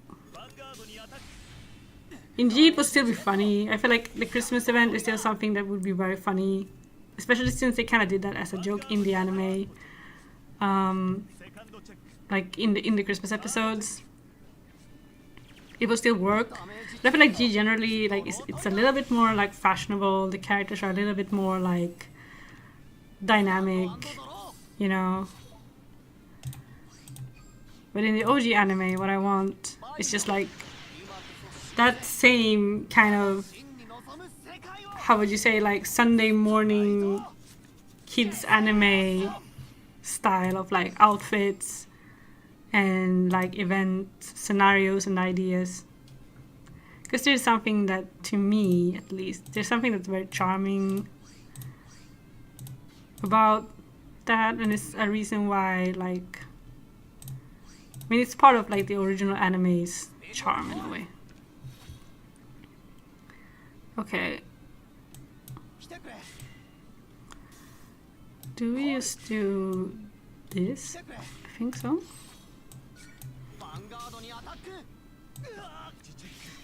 Yeah, if the Santa outfits were fashionable, would have kind of missed the point. Yes, I think so too. I feel like generally, I feel like Vanguard Zero has had very good costumes for the characters. There hasn't been a single character where I've been like, oh no, that character would never wear that, or that's out of character. Which I kind of feel like, even though I don't really play on any other mobile games, I feel like in general, they really kind of prioritize making the characters look, you know, fashionable or sexy over them wearing something that they would actually wear. But in Vanguard Zero, I feel like they've really they've hit that sweet spot of something that makes sense, but is also, you know, interesting. And I really like that very much. Okay, I changed my mind actually. Because I don't think, even if I do get a stand trigger,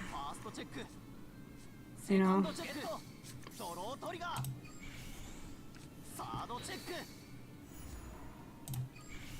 Let's go. Okay, the Santa Kai did draw into more than one PG. I just haven't been paying attention because I've been talking so much. Okay. I'm sorry, Santa Kai.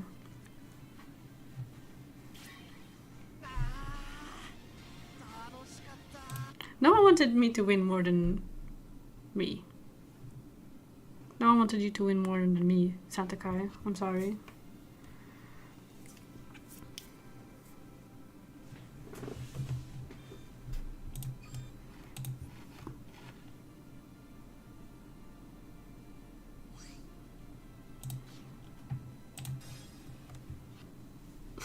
Yeah, Kai can never escape suffering. Maybe when Vanguard Zero is deleted, he can finally get some rest. But they put him in Deer Days, right? Like Aichi, Kai, and Ren are available as DLC in Deer Days, so I guess there's always that outlet for his suffering. They're also gonna put Chrono in Deer Days. Oh, it's the VP farmer again. You know what? I think I'm going to actually fight them this time, because I have so little left to climb, so I think I'm just gonna take the VP. But God, it still just makes me very unhappy. But yeah, they're gonna put Chrono in Their Days, or if they, I think the DLC might be coming out like not today, but I think it's like tomorrow or in 2 days time or something. I didn't like look up the price or anything like that.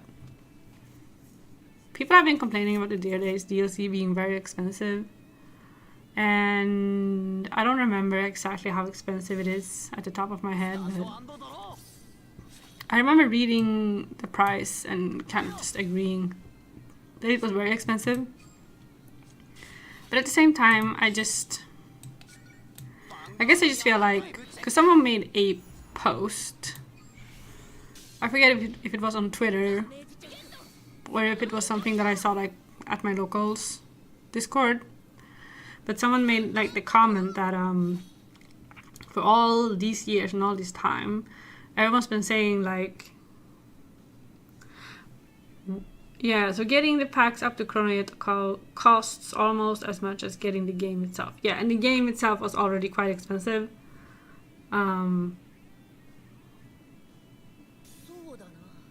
Yeah, okay, so that's not the characters, that's just the cards. I have no idea. I feel like the Chronojet DLC had the character and the cards included together, I think. At least they were like advertised together. It might have been like a separate, you know,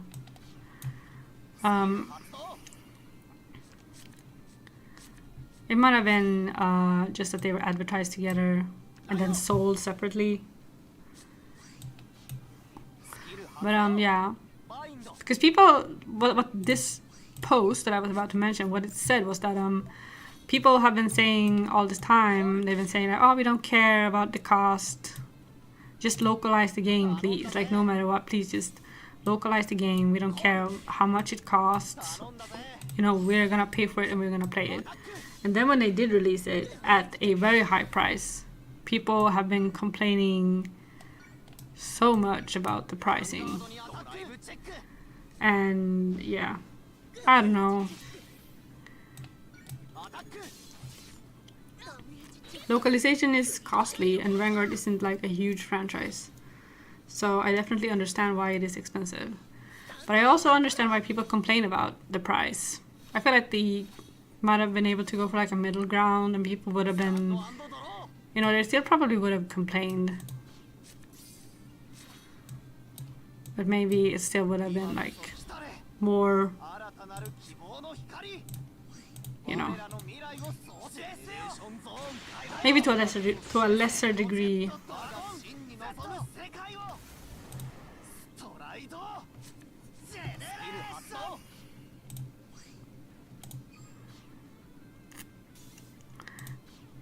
Let's just battle.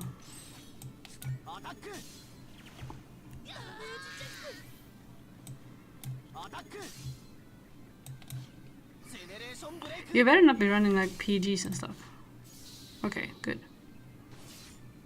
Because some VP farmers back in the day would run heals and PGs.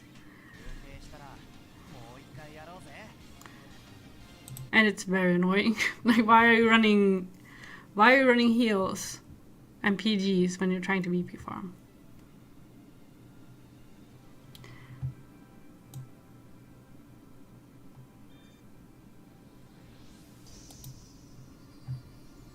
Maybe this is like a bit better.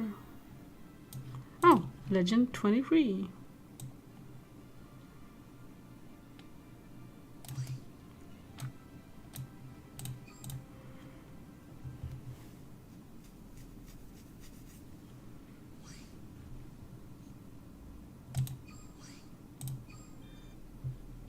But yeah,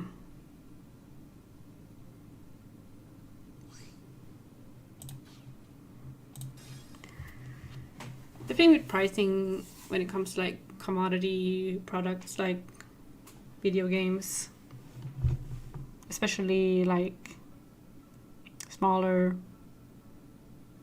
you know, developers and stuff, it's always difficult. Can you explain what VP farming is and how it makes people build/play different?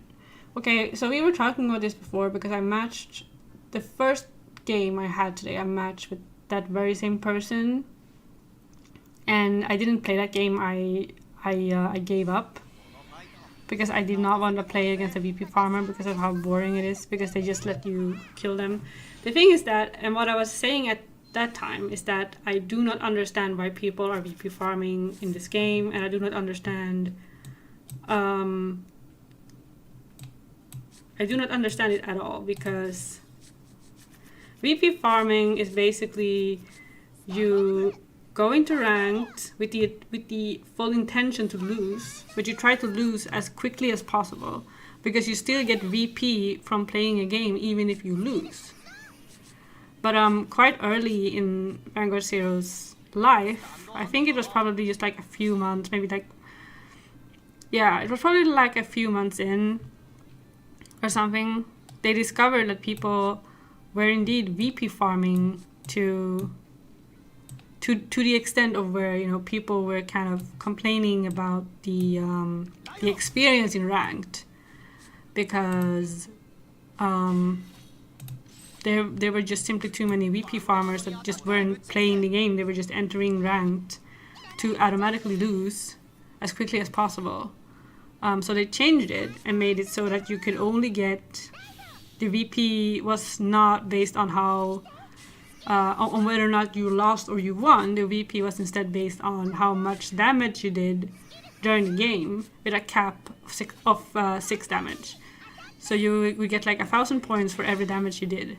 Meaning that VP farming now kind of lost like its usefulness, because like you still obviously get points just for entering a game, but you get so little points if you're not, you know, doing damage every turn. So at least in GP at that point, VP farming just kind of completely died out and people stopped doing it. So I'm very confused why this person is VP farming, especially right now. Like, the game is only gonna be out for another month, so I don't really understand the point of doing it at all anymore. Like, what is like, what are they trying to achieve? Because there isn't really that much that they can do at this time, you know. Maybe they're trying to, you know, I mean, obviously depending on what their situation looks like, they might still need extra gems or other rewards, because now we do have the select pack rewards, which means that instead of getting like the pack that that is the most recent, we instead get the pack that is we get a pack that can be exchanged for any pack. So it's kind of like a token that you can exchange for any pack. So I guess that's why they've started VP farming again, because now they can actually farm older packs. And they might have a reason to do that, because they might be missing some cards they still really want. But yeah, but basically the difference in the deck build is just that you run cards with low power. VP farmers now run the Gise decks because they nullify the effects of your own triggers. So even if you get a defensive trigger, the extra power, you don't get the extra defensive power, meaning that it's a lot easier for the opponent to just hit you and then win. Back in the day, people used to run Tsukiyomi as a VP farming deck because it auto rides in the right phase. So I guess people who were using like scripts and bots to VP farm, essentially. Maybe if they're running like the game on PC in an emulator like I am right now. So those decks that auto ride made it extra easy for them to just do what they do.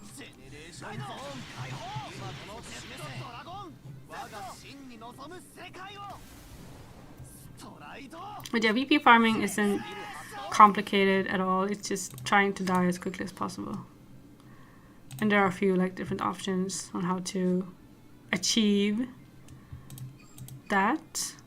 Okay, what do we even want here? I don't have a booster, strangely enough, because I've been just calling everything.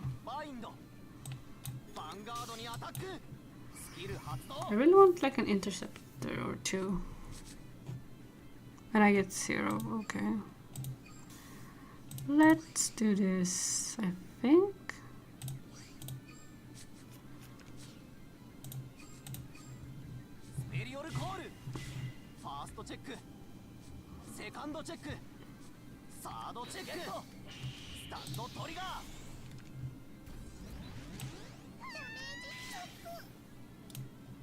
Yeah, very little VP is still better than no VP. Yeah, that's kind of what I've been assuming. It's just that I think for a while they were also banning people who used...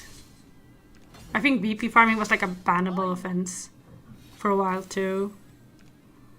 So yeah. The thing too is that Vanguard 0 does not have like it doesn't track your win-lose ratio at all, or at least it doesn't track it in any like meaningful way. So yeah, so even if you lose for a whole day, there's like a limit to how much that can punish you, I think. I guess maybe if you VP farm and lose a lot, like a lot, it might count towards your final score if you are like evenly matched with other people later on the leaderboards.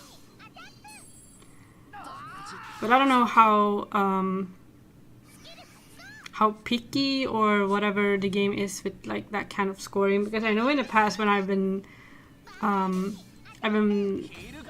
had like identical scores to someone else, like we've both been at like rank 23 with 0 points, and then even if I went into ranked and I lost a game, I would drop below them.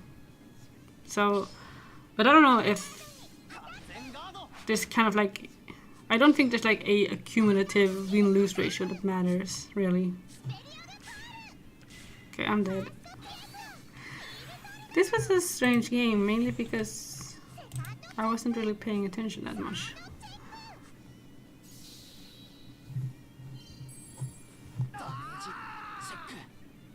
Yeah, but in the past, I think it was like you would get 3k points if you lost and 6k if you won. At like a base. At like a base points, and then there could be like different bonuses and things like that. But then after they changed it per damage, it was 1k per damage you did. So I think 1k was like the minimum. Like yeah, I got 5k now because I did 5 damage. Yeah, ban Bermuda. At least nerf them. Jesus Christ. That's the least they can do for the final map, is that they could just like ban Bermuda. Ban or nerf. So yeah, I think they changed it. So instead of getting like 3k points per game you lost, it would be 1k. Or even like, if you did 0 damage, shouldn't you get 0k? I have no idea.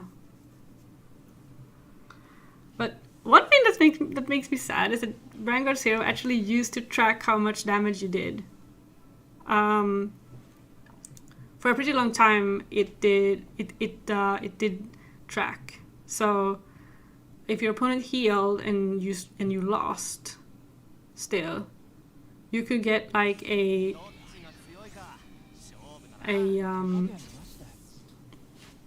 screen at the end, you know, that tells you how much damage you did and how many points you got. So you could be like, oh, you did 12 damage and you lost. And the game would tell you that at the end. And I remember very distinctly people were kind of like making comments about this and posting like, oh, look, I did 10 damage, or I did 12 damage, or I did 15 damage, and I still lost the game. Because my opponent wouldn't stop healing. Especially during like the Legion era, late game heals were like a huge part of the meta. Like people would constantly recycle their heal triggers into infinity, and some decks were like specifically built just to recycle heal triggers in the late game. So they would have decks that were like 6 cards and 4 of them would be heal triggers. So they would always like, they wouldn't be guaranteed to heal, but there would be like a very good chance of them getting like double heals and stuff on at 6 damage. So at that point, people were like posting about it and being like, "Oh, look at my loose screen! Look at how much damage I did, and look how I still lost." And at some point, I think it was like a few months after that, they actually removed that feature so that you could no longer see how much damage you did. Now it just says 6 or more damage, and I think that's sad. I don't understand. I feel like they kind of missed the point. Honestly, I don't think people who made those posts were necessarily like complaining too much. I think maybe because that was kind of a unique problem that we had in the Legion era, so I don't really understand why the Legion era ended and we went into G and then they removed it. Like that doesn't make any sense to me. So I really kind of miss that actually. I miss getting to look at my stupid loose screens. Yeah, maybe they just thought the state of the game, that it made the state of the game look bad. But I still don't really, yeah. It was a weird choice. Because ultimately I don't think people were like complaining. I think people were just kind of memeing on, oh, look at the meta right now, or look at this silly game I had. you know. But yeah, maybe they were just like paranoid.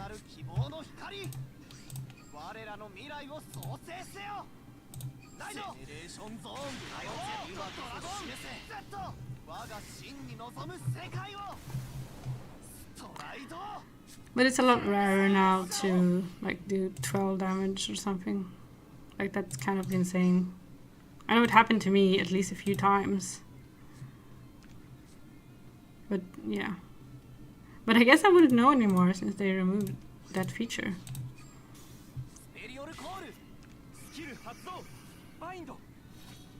Yeah, I feel like it was definitely mostly harmless shit posting.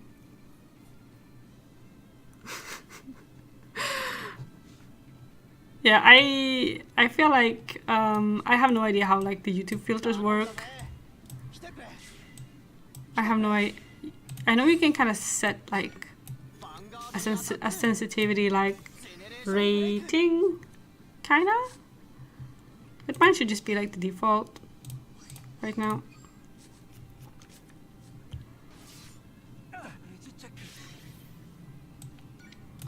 Can activate this or this.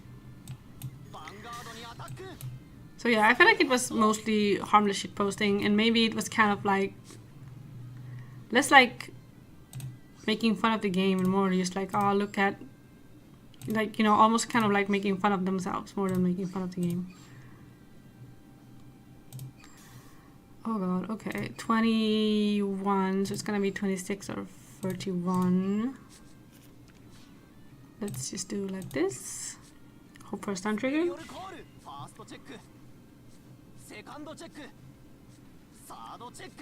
Okay, he didn't activate. Anyway. Huh, okay, so that makes sense. Because it has to be a, yeah, it has to be a other rear guard.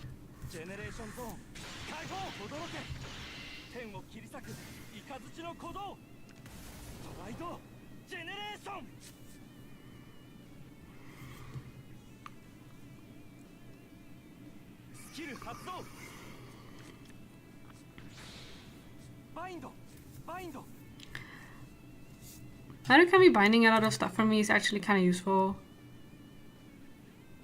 Since I can call stuff from the bind zone, I actually don't mind them binding stuff too much.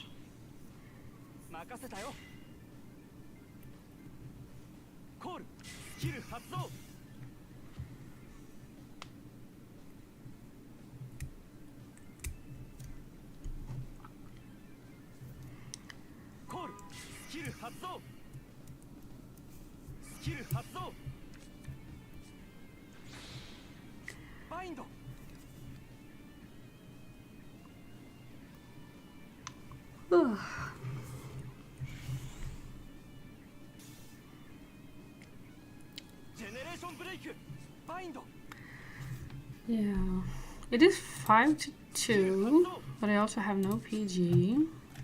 God, I have 4 PGs and 4 heals. 3 draw triggers, so I really wish, I really want to get a draw trigger right now. Or is this just free? If this is just free damage, then I'm okay. But if this guy gets a crit or restands... Oh yeah, he gets a... No, that's GB free. And it's Raigeki 7. And he has...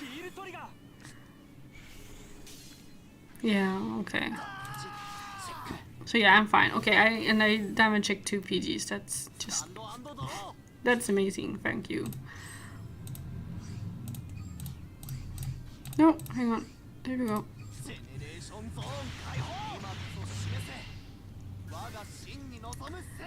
2 intercepts is kind of annoying in this scenario. Do I have any? Yeah. Hang on. Okay.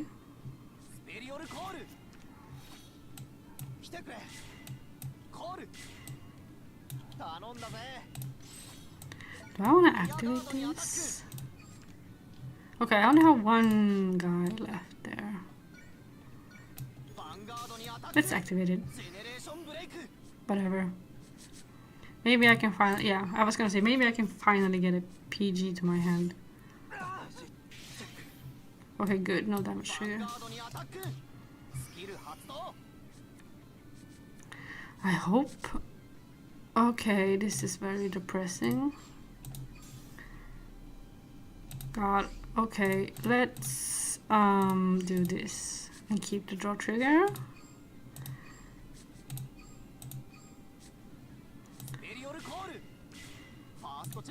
Can I get the draw trigger? Okay, heal trigger. Columns are identical power-wise. There's the PG. There's 3 more PGs available.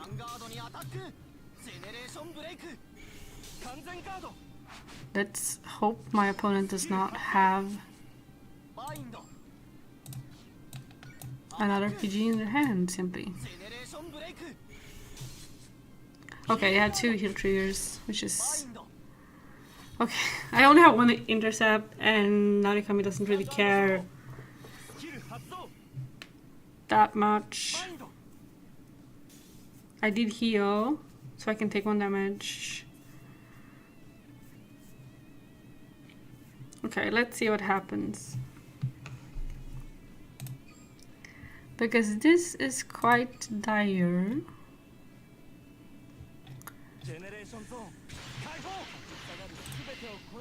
Just checking like 1 draw trigger, I feel like it could have made a huge difference when I knew I had.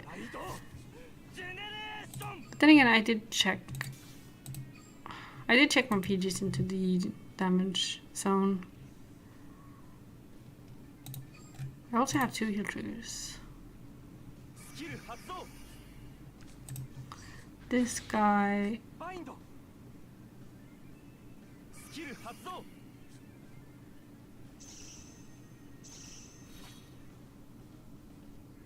This guy isn't really like a finisher, is he? He gets power for every card in my bind zone, and when the attack hits, he can retire a rear guard and bind 2 from a drop zone, but that's when it hits the Vanguard. Does he not have anything better to try at this timing?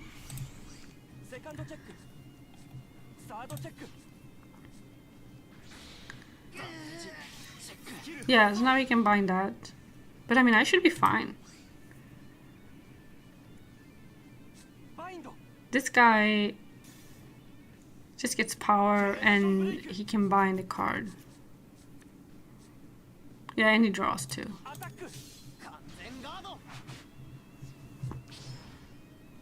That's a bit strange. I was for sure I was gonna die. Let's just use heritage. Okay, I guess I'm a bit stressed out about the rear guard situation right now.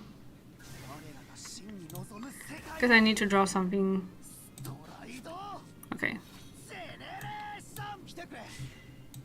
I could just activate this and draw.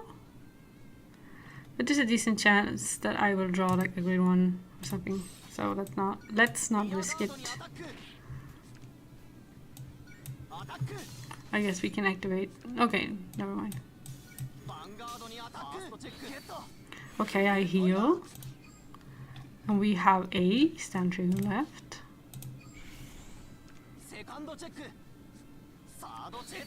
I draw. Okay, here we go.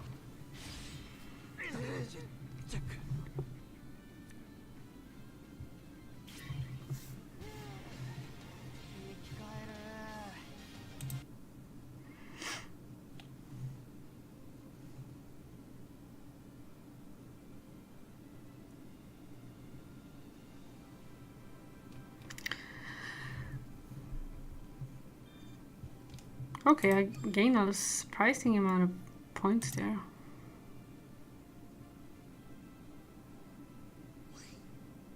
Oh, Legend 32. Okay. Yeah, he's very cute.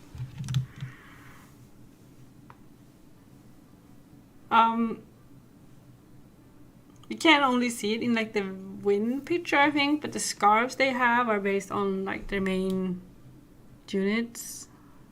So Chrono has like the same scarf as the one that Chronojet has, but at the very least it's like a very similar pattern.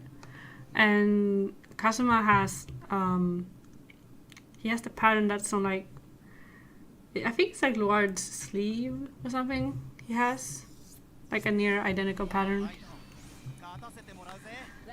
So these designs are actually very nice, I think.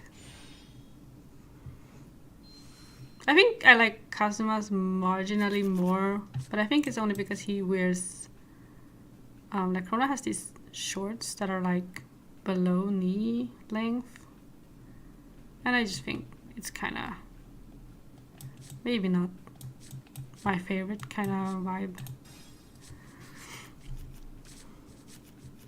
I think it's better with like above knee shorts or like a full length pant. A full length pant leg. I think it's better than like something that's kind of in the middle.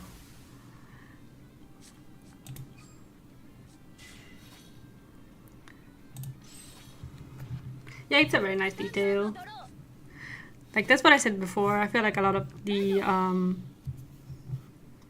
seasonal skin outfits, I think they are very good at kind of finding that middle point of, yes, the characters would totally wear this, and yeah, it's fun, you know, they're fun outfits. They're not, you know, they're exciting for the player, but they also kind of make sense.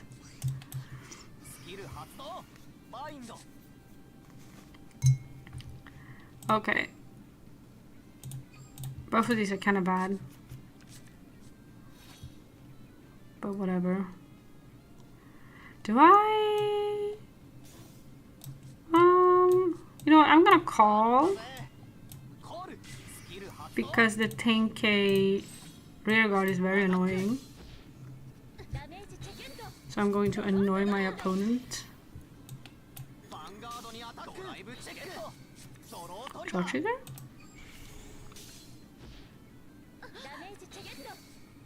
Oh my god.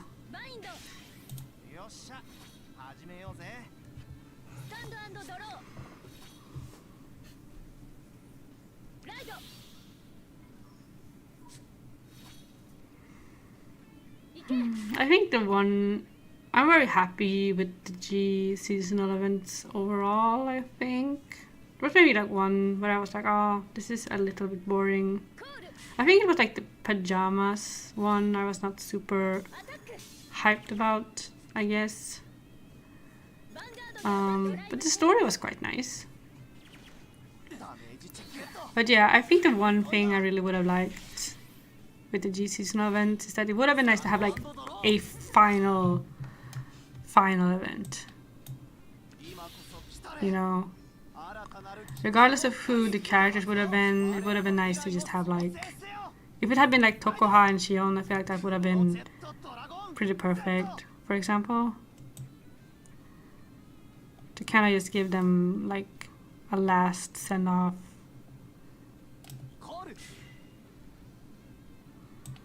So yeah, because the G, we had way less like G seasonal events than we had.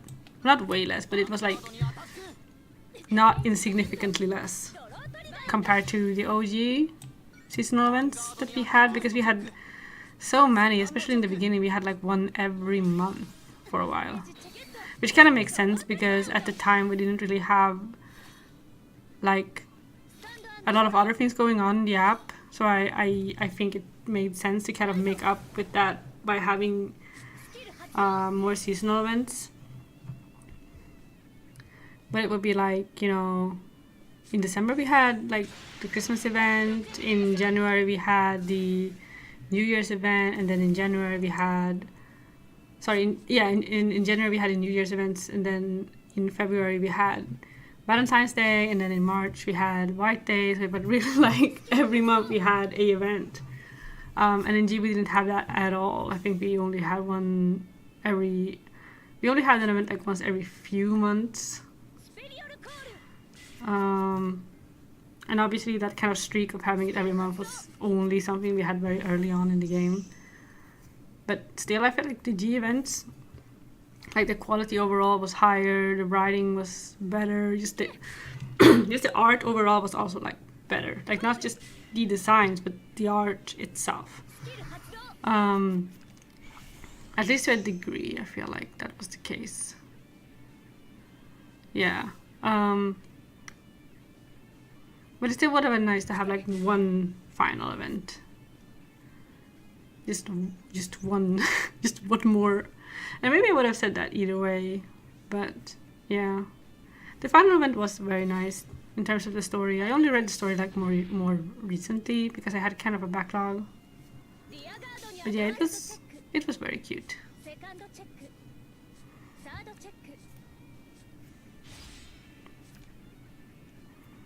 Is my opponent very slow, or am I just imagining things?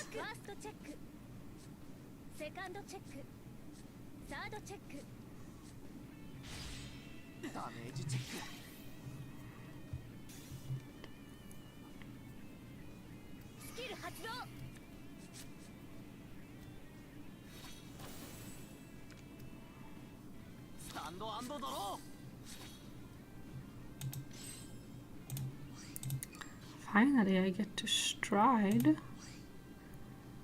Let's put you in the bind zone.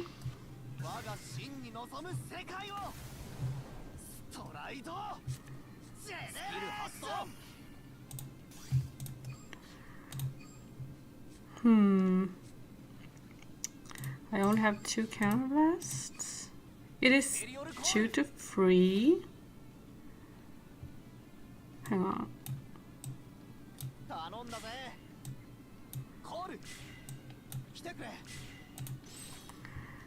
Okay, let's...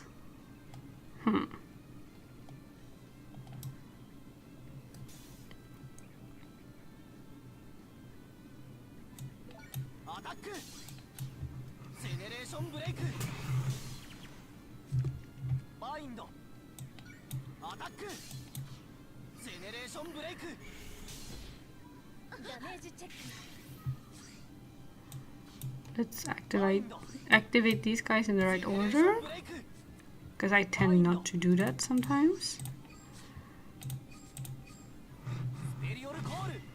which is always very silly.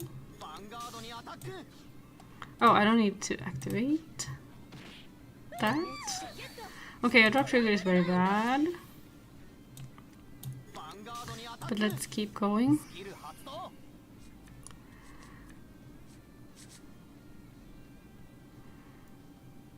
This is also kind of why running Split Pegasus was like definitely not bad at all, because you can still do like so much, like attack extension without that card. Like you don't necessarily need it. Okay, so that's 21. No, it's 5 damage. Now it's 21. It's 22, but you know, it goes over the 21 threshold. Or it does anyway, whatever. Okay, so that's 1, 2, 3, 4, 5, 6, 7, 8. 1, 2, 3, 4, 5, 6, 7, 8, 9, 10? Well, whatever. If it's just 10, it doesn't make a difference. Okay. They had enough guard.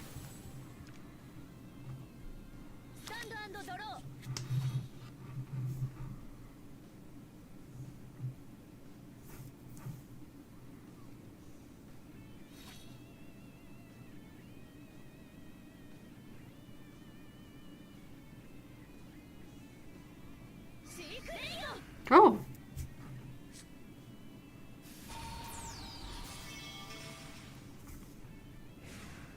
This is the first time we've seen Legion on the stream, I think.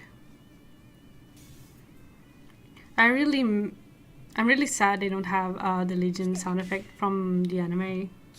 That was like my favorite thing about Stride to Victory and Lock on Victory, because they had the exact same sound effect as the anime.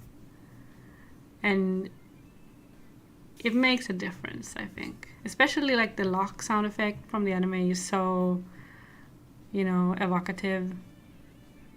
And no other, you know, game or adaptation use that exact sound effect. Like not even in G. At least I don't think they use it in G. I guess it makes sense for like the Messiah support not to have the same sound effect as like the Star Vaders or, you know, the Chaos Breaker support. But you know, consistency in like sound design is always very, very satisfying, I think. That's the sort of thing that I get excited about. Yeah, that's fair. They definitely wouldn't have survived with only 2 cards in their hand at 5 damage.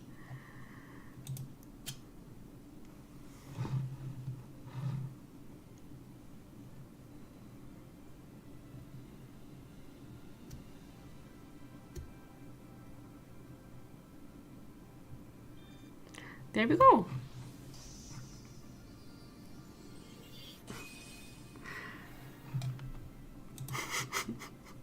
What's valid? My fault. Yeah, I guess that was in relation to my my love of consistent sound design.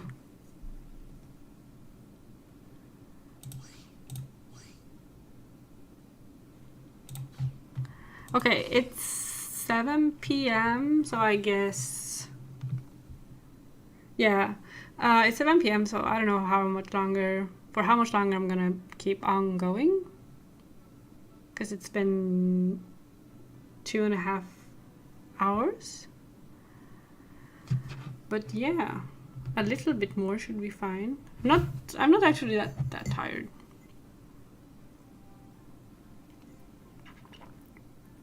I was gonna start the stream, like I set the stream to start actually at 4:20. It was originally set to start at 4:20, like after all of like the technical difficulty stuff had been resolved. I was like, okay, 4:20 sounds pretty good, let's aim for 4:20. And then it was like 4:35 and it occurred to me that I had not eaten since breakfast, because I had been so preoccupied with just getting my computer to work and to troubleshoot as much as possible. So yeah, and by the time I managed to fix it, I had almost like completely given up. So I hadn't eaten all day, so I decided to go and, you know, have some lunch before starting the stream, because I woke up quite early today. Like I woke up early-ish, at least for Saturday. I was up quite early because I was like, oh, I want to get up on time so I can start the stream early and still have, because I had stuff to do before the stream, right? And in the end I didn't do any of it because of how, well, I did some of it, but definitely not everything. So everything just became so, you know, all my plans were disrupted by the malfunction. This computer is old now, it's oldish now. I got it like 9 years ago, I think. But it is like a gaming rig. It is a proper gaming computer. So, you know, it's a kind of setup where like once things start to break, you can kind of just start replacing them one by one. Wait, what happened? Is that like a skill? Because I feel like I've been confused about that before. That I can't...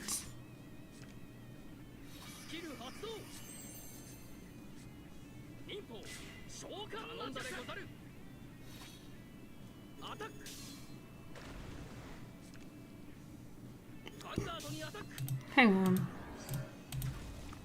Was that the grade 2?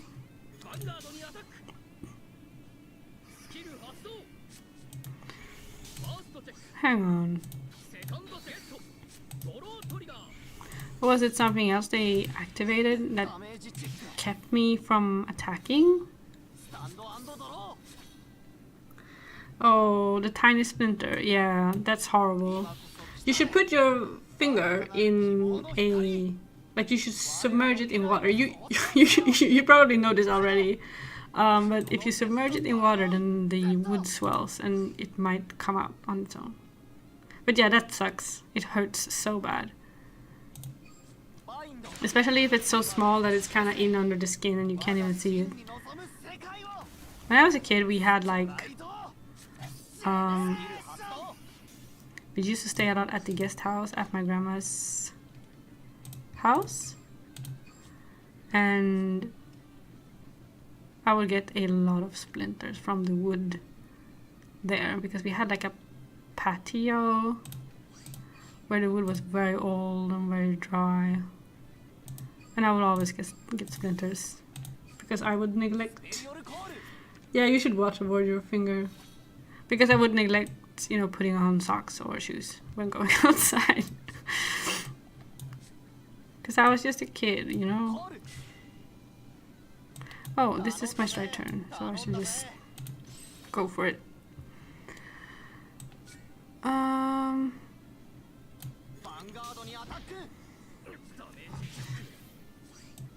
Do I have anything? Yeah, I have the grade 3. Can always just attack the rear guard, I guess. Yeah, it's fucked up. You know the most fucked up thing? Is when you step on a slug, because we had so many slugs. I remember at least one time I stepped on a slug while wearing only socks. I didn't have any shoes on. I only had socks on and I stepped on a slug.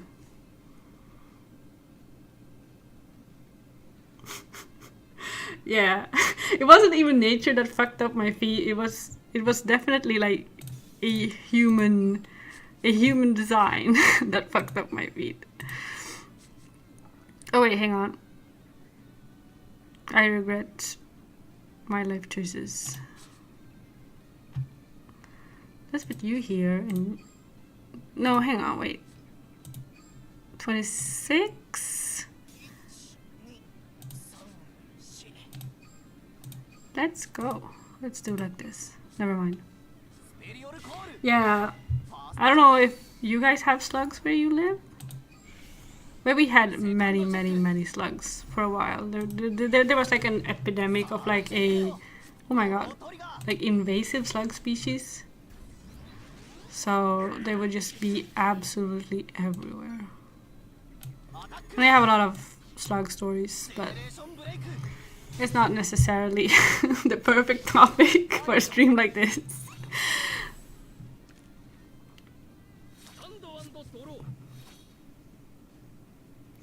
We don't see that often, but yes. Yeah. I have no idea. Like, I really am not educated on the topic of, you know, where slugs live, their habitats. But I do know that I read recently that there's a species of ant that originate from South America. And those ants, they're like the tiny ants, and the thing that makes them special is that they do not have only one nest. They make several nests over like a large area, and different like nests of the same species kind of collaborate and stuff. And those ants were kind of like, they were spread through humans moving around the world. Those ants spread all across the world, and they become super successful. Like they're like the most successful ant worldwide nowadays, because they were kind of like, they evolved in this super duper competitive environment in in South America. So in Europe, they feel like a brand, like their own niche completely.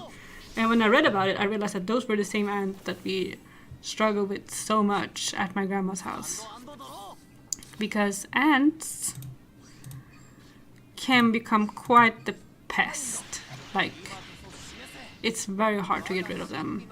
Like, once you have them, you know, and I think it's like specifically that species, they are like super, like they don't die ever, and they reproduce super, like, they're very good at just reproducing and spreading all over the place. So it doesn't matter like how many anthills that you burn, or if you like, because I remember we had them, it wasn't even that bad at our house. I've heard like way more like nightmare stories about people getting ants. Yeah, they are from Argentina, and they are ruining the world. Yeah, there are the same ants that are in that were in our backyard. I'm kind of fond of ants, actually. I think they're one of my favorite bugs, because I just find them so fascinating. And I think in part, growing up, I was quite fascinated by the Argentinian mini ants, because they are super small. They are super tiny. And I was always fascinated by them because they were so like, you know, they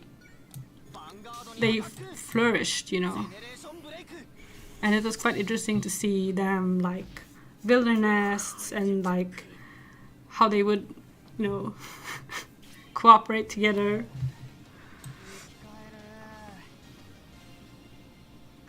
Yeah, so I think ants are quite interesting.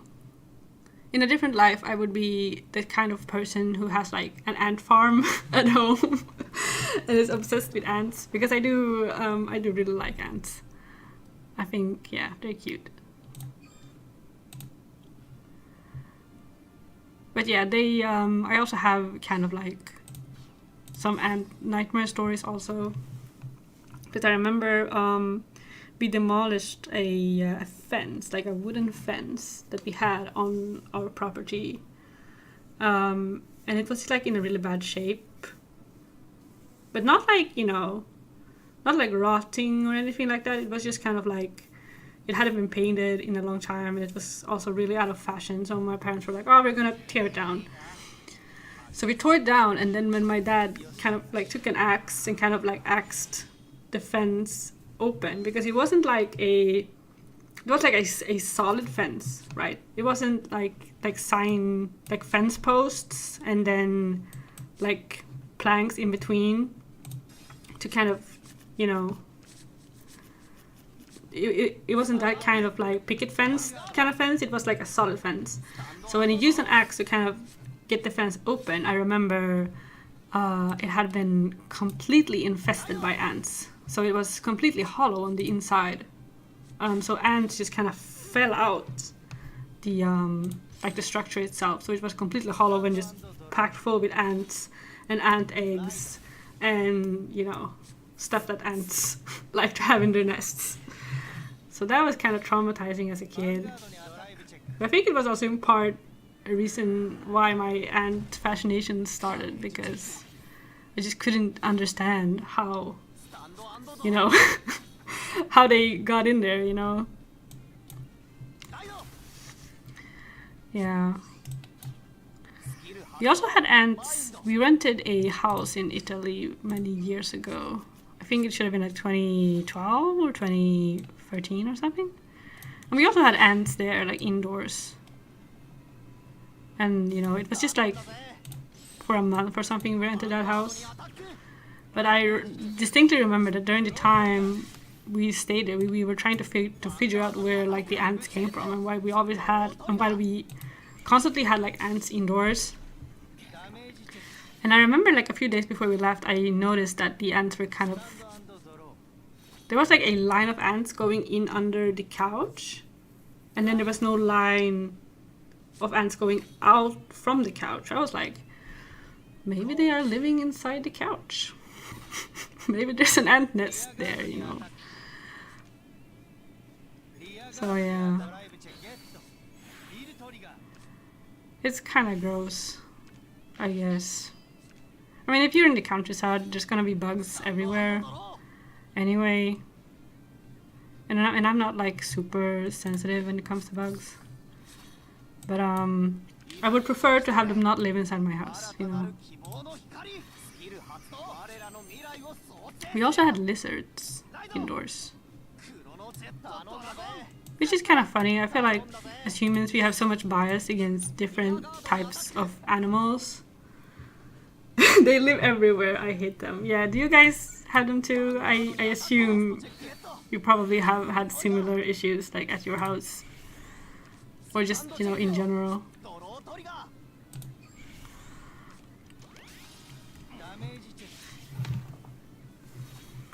But yeah, because we don't find lizards gross. But lizards also like go inside the house. If you live like near the equator.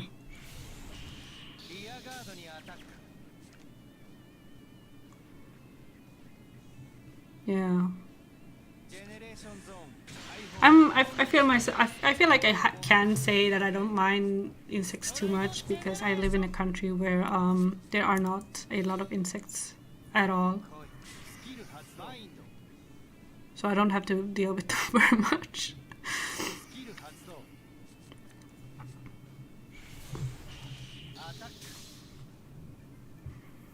Because it gets so cold in the winter that pretty much everything just dies.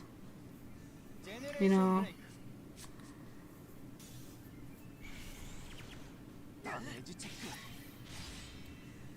Okay, right, she's GB1, right. I'm sorry, I didn't hear the question. No, I wasn't really asking, I was just saying like, yeah, I imagined you must have had like similar experiences to me, since the ants, as you said, they are everywhere, so it's not like my experiences with the Argentinian ants are unique. If anything, you should, you know, have more experience than I do. And insects are fine except ants. Okay, I guess that's valid. I feel like ants are cute and I like ants, but I also completely understand that, you know, they're cute from like, you know, they're cute when they're not in your house and eating your food, you know. It's the same with like mice and rats, because I love mice and I love rats. I think they are adorable, but I also would not like to have them live in my house unless they are my pet, in which it would be okay.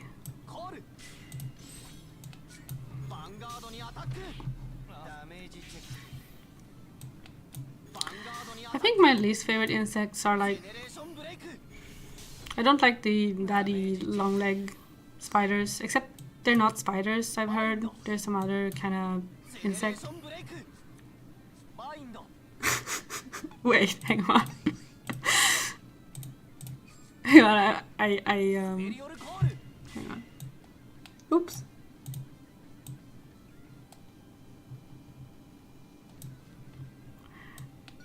Yeah, it's very much about the location of the insects.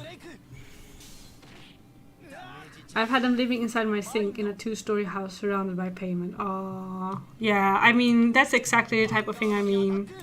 Like, we talk about cockroaches and termites and things like that, but ants, I feel like maybe they're not as... They don't have like the same image of being like disgusting, but in terms of like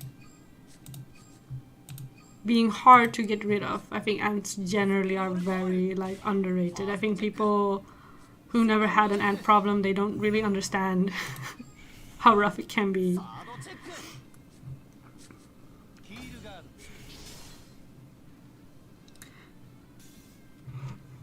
My spiders, your years, yeah. Yeah, I feel the same way about spiders. I'm not too scared of them or anything, but if anything, I feel like I'm more okay with spiders than some other. Hang on. Yeah, I have another counterblast. That's 41k. That's kind of confusing because I feel like it's not 41. You feel me? It's 41 with the heal guard, so it should be like. Okay, never mind. This is not enough. We were talking about ants and I got confused. Yeah, jump scares are not okay. But yeah, the ants that live in the sink, in like the 2-story building, that is, you know, that's just a very, very bad time. At my parents' house, there's like an ant colony inside, like inside the building, like by the entrance, because there's a pretty like large entrance because it's two buildings that share like the same entrance, and there's like a huge like potted plant, like a tree, in the entrance, like by the door, and my parents suspect that there's an ant colony inside the pot, and they're not sure how the ants got inside the house, you know. And they tried to get rid of them, but they haven't been super successful. Not my parents specifically, but like the how would you say, the co-op, the building co-op, because it's not a rental situation.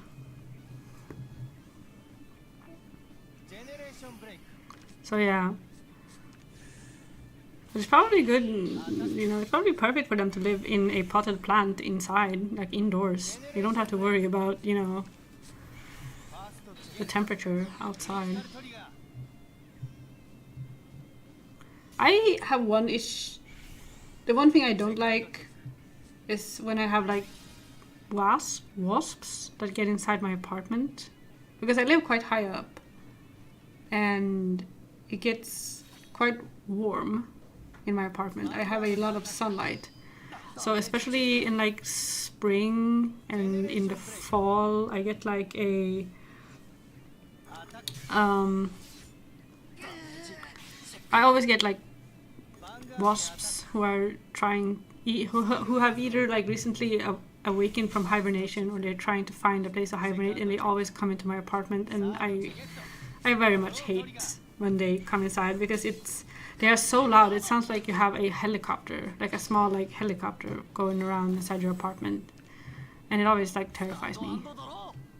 Okay, what do we discard? Okay, I just have to discard one.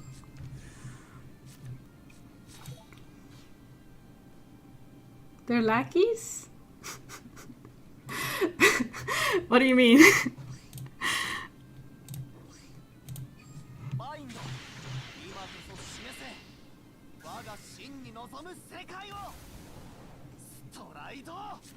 I also remember when I had the cats with me, I always got very unhappy when there were wasps inside my apartment because I don't want the cats to get stung. No. Sorry, it asked me if I wanted to go to the battle phase.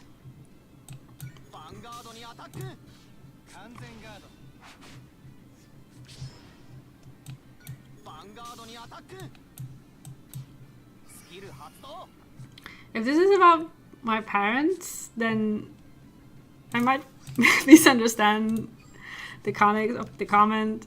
But no, my parents do not have lackeys. I was referring to there's a co-op at my parents' apartment building. It's like the house owner association, I guess. So yeah, they are the ones trying to get rid of the ants.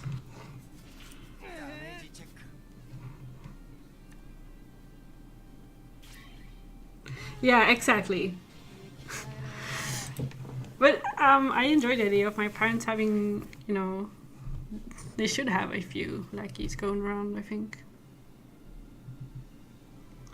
Yeah, it's definitely the type of thing that is like different wherever you go in the world. I feel like there's a different system, different names for it, different everything. But here, I feel like it's also kind of disappearing more and more because it's too expensive. People can only afford to rent, you know. So unless you bought your property probably like in the 90s or in the early 2000s and you are still a part of that kind of co-op or homeowners association, then I think you probably will not be, you know, for the rest of your life. Because, you know, it's kind of disappearing, I guess. Yeah, and cats absolutely will get stung by wasps. Oh, it's a mirror match. Yeah, because, yeah, some of our cats, historically, they've been very interested in insects. Because they like to eat them. And they don't see the difference between like a wasp and just a huge fly.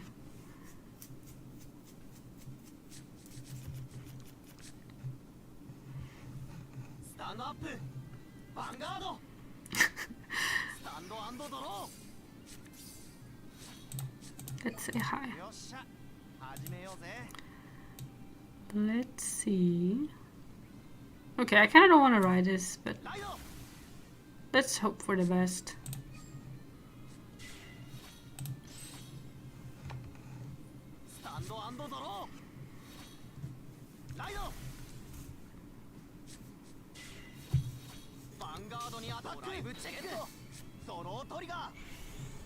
Yeah, it's perfectly synchronized. It's kind of funny because I feel like the different characters, like not every single character matchup is perfectly synchronized. Some of them are a little bit off. Or at least they used to be, maybe they fixed it now. Wait. This is about my hand situation. I guess I want you.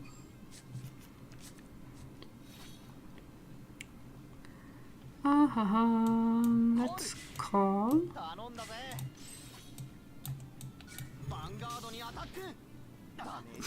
Yeah, the stream setup is perfect now because it's 100% Chrono. What more could you want? Actually, I was looking for a Twitter post that I saw years ago. It was probably like in 2017 or 2018.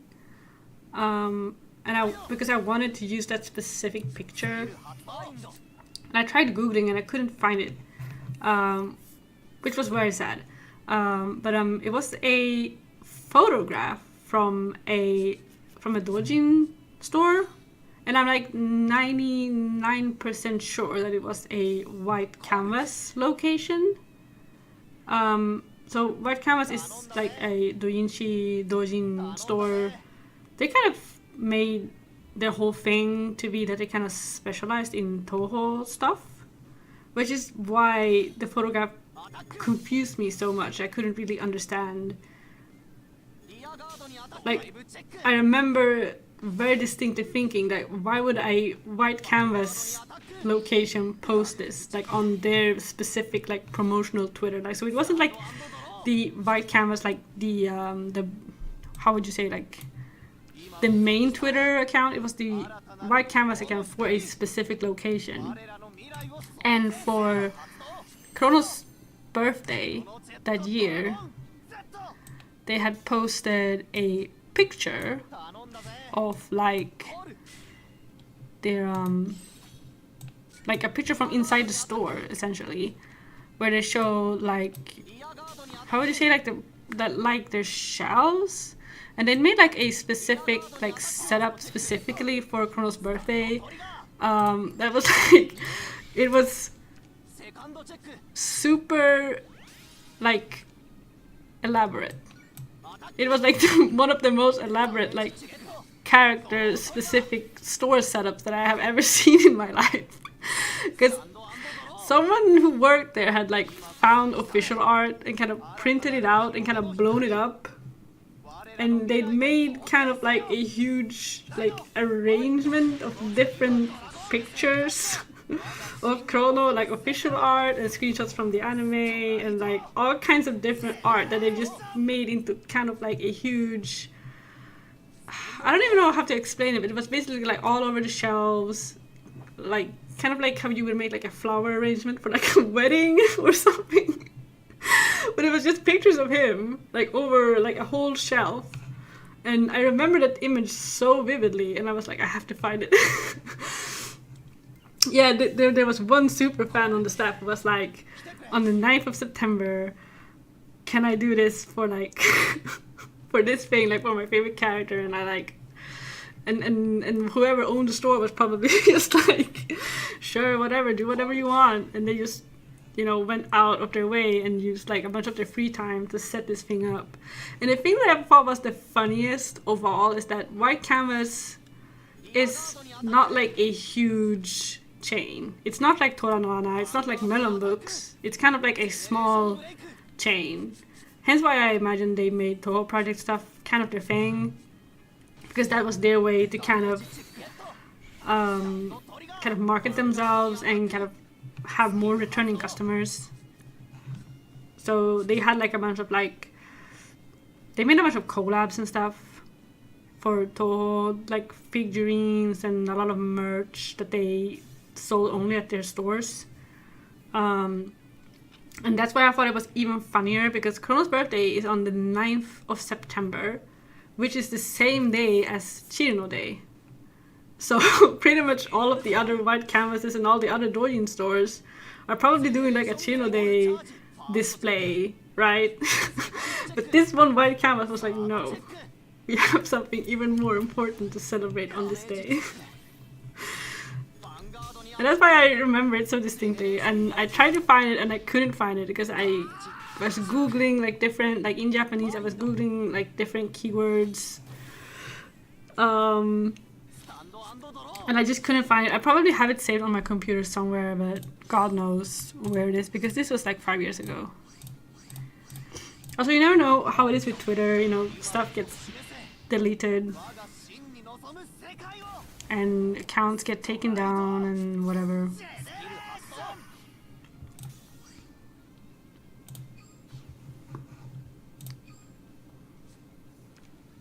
And the one thing that I also thought was extra funny is that all of the pictures they picked were all like, they were definitely handpicked, you know,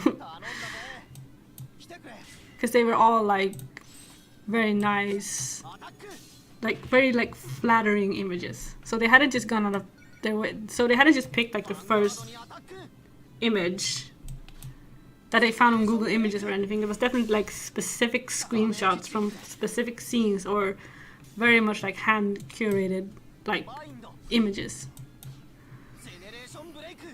Imagine making a fandom Venn diagram and you have to find out where the F Chrono, Cardfight, Vanguard, and Shino Toho Project have in common. Yeah. I was gonna say they have the same birthday. They don't have the same birthday, but I guess they are associated with the same day, and like that's it.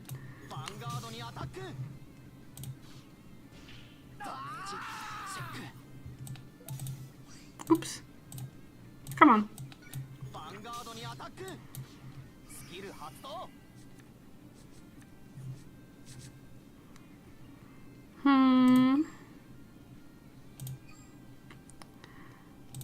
Okay.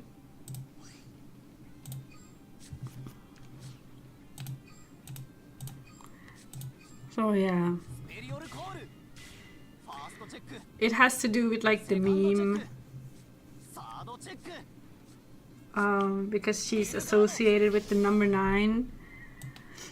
It's like a very old meme, so if you don't remember, I don't blame you. Yeah, because of the 9-ball meme. And the 9-ball meme is like, yeah, the 9-ball meme is from, it's from the Phantasmagoria of Flower Review, like guide, not the guidebook, but it's like from the from the instruction manual. So yeah, it's like a whole thing. And in the instruction manual, there are different like numbered objects. Because there's like an explanation of what all the different things that you can see on the screen, what they are. Like, this is your character, and this is like your score, and this is like your grace counter, and this is whatever. And the enemy in the screenshot just happened to be Chiro, and she was labeled number 9. And instead of putting her name, Sun thought he was very funny, and he just put stupid on number 9. Because, you know.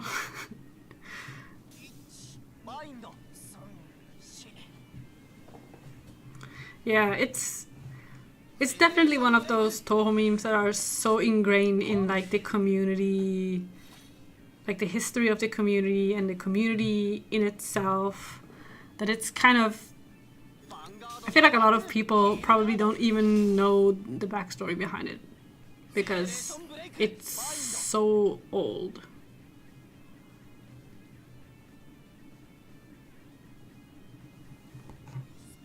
Yeah, exactly.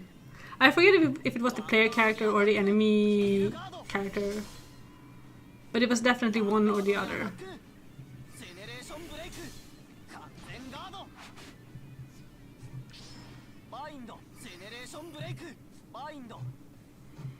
I'm gonna die. Regrettably, I am losing quite badly because all my PGs are in the deck yet again.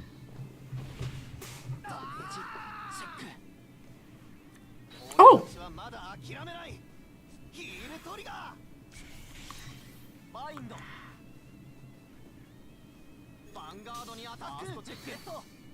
I survived! Or, for now. No! Wait! Was that? No, it hasn't activated.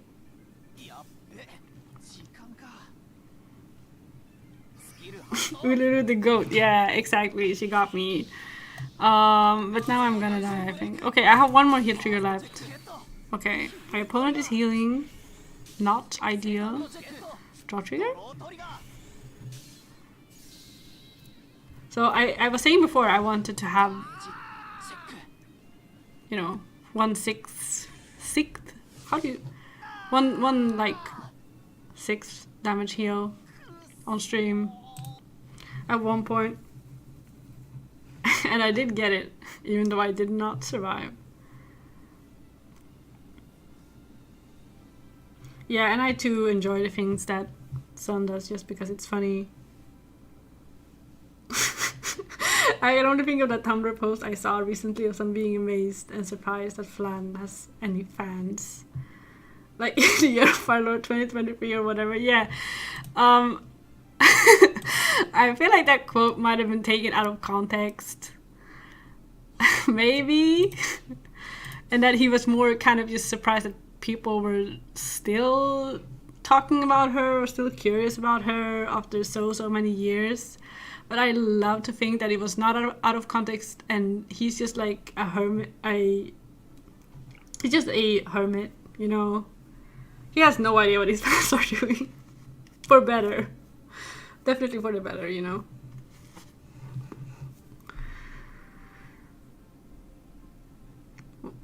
He said it was like at his son's elementary school. One of the girls had drawn Flandre at the whiteboard, and he was like, "Oh, I gotta put her in the game." Like that was like, it wasn't the doujinshi or like the fans who met him in real life and said, "Oh, this is my favorite character," you know.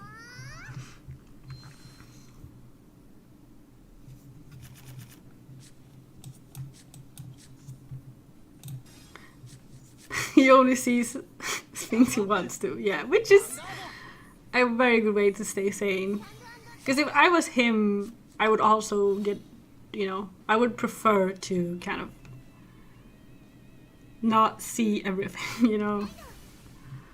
Oh, I didn't realize the text was misaligned. Well, whatever.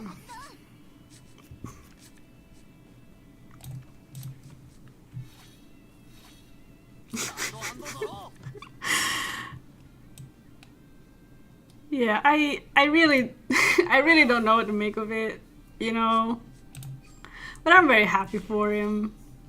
I feel like he's, you know, he's the perfect guy to do the thing that he does. Had he been any more in touch or any more like self-congratulatory, I feel like Toho wouldn't be what it is, you know. So I love that, you know.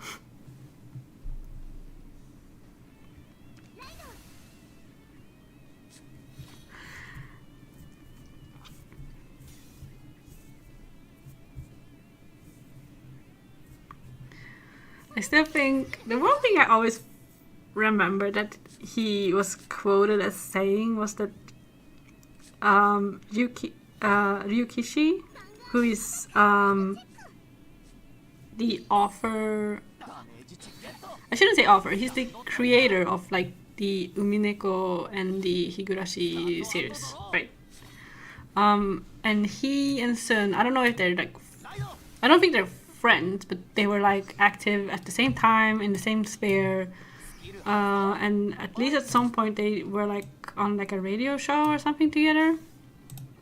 And Yukishi was quoted as saying that he wanted to make a Toho game, and Sun was like, "No, don't do that.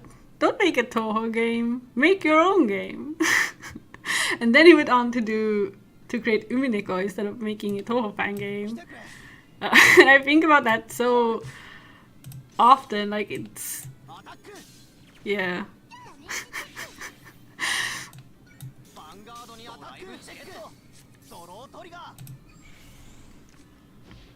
Like it's just so funny to me. Like I don't know if he said it, like he probably said it like kindly. I mean, I can imagine him. Yeah, okay. You gotta tell this to your friend who fucking loves Umineko, yeah, that it was almost not made. If Sun had intervened and said, "No, make your own game."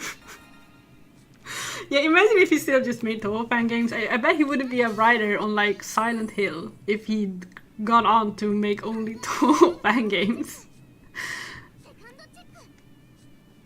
And I also feel like his writing style is just, I don't think his writing style is very like, I don't think it would do well, no, with Toho.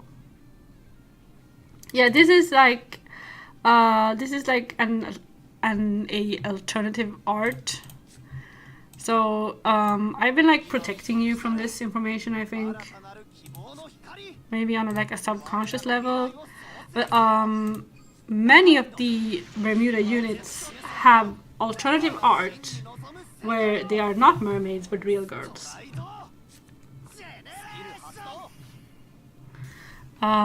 So, and those are like the SP arts. So if you have like a full, and they tend to be very, very expensive, the SPs in Bermuda. They're like, I don't even think they're the SP arts. I think they're kind of like, they're like even above SP. It's like its own kind of rarity they have. So that's why Bermuda is like one of the worst decks in the game to rarity like max the deck, because you can get all of those swimsuit pinup versions of the art if you want to, and they tend to be very hard to get and they tend to be very, very expensive. And I don't get it like at all personally, because I mean, I'm not even like a fan of Bermuda at all generally. I mean, obviously there are some card arts that I think are good, because, you know, when there are so many cards, ultimately there has to be a few that you like. But yeah, I kind of don't get it at all, because the whole thing is that they are mermaids, and the swimsuit art just tends to be a lot more boring. Yeah, bring them dry.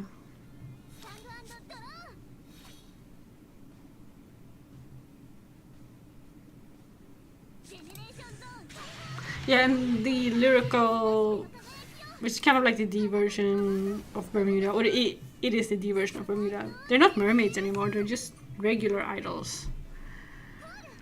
Which I think is kind of boring. I mean, some of them have some fun, like, concepts. Like, there's a vampire girl, and I think that's kind of fun. Because there's one art of her when she's kind of, like, in her training. Like, she's doing, like, a dance, how would you say, like a dance rehearsal, and she's in her training gear. And then when you look at, like, her water bottle, she has blood in her water bottle instead of water. Like, that kind of stuff. Conceptually, I think it can be quite funny. So I don't like hate all of the lyrical monasterio concepts. I think some of them are kind of clever, but ultimately it's still like the idol clan or the idol deck, and it's just so tired. I think it's so done. It's been done a bazillion times before. So even if there's like one or two of the right lines that I do not like hate, I still think it's just kind of boring. Because she could have still been like, they could have made like one idle right line in like Keter Sanctuary, or one idle right line in like some other nation. We don't need a whole nation of idols, even if Bushwood felt like they absolutely desperately needed to have, you know, idols. It still could be less saturated, you know. The other thing that really bothers me, because when I was in Japan last time,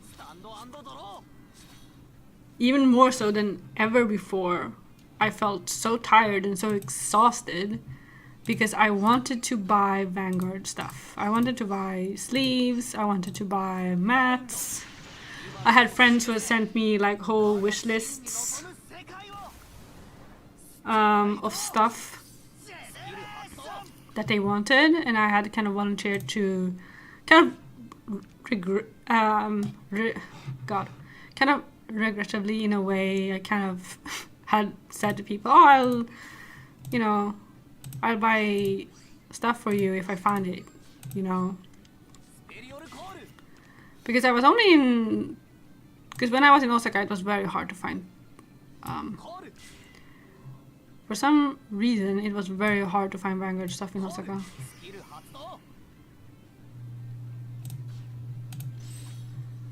So yeah, I was a bit surprised by that, I guess. But yeah, so when I was in Tokyo, I was only in Tokyo for like 2 days. Or 3 days or something, like 2.5 days. And I spent a whole day just looking at card game stuff in the card game shops. And every time I went to like the Vanguard section and tried to find like sleeves or mats, goods or merch, like anything, it was so saturated with lyrical monasterio stuff. Like 95% or 99% of it was just lyrical monasterio and nothing else. Because when they release those sets, they give every single girl, and there's maybe like 3 or 4 ride lines per set, but every single girl gets her own kind of merch line. Which means, am I gonna win this? Looks like I'm gonna win this, actually. I'm talking about how annoyed I am by lyrical monasterio, and I think that's maybe the energy I needed. Yeah, I'm very, very tired of idols. Very, very, very, very, very tired. I feel like it's started booming maybe like 10 years ago.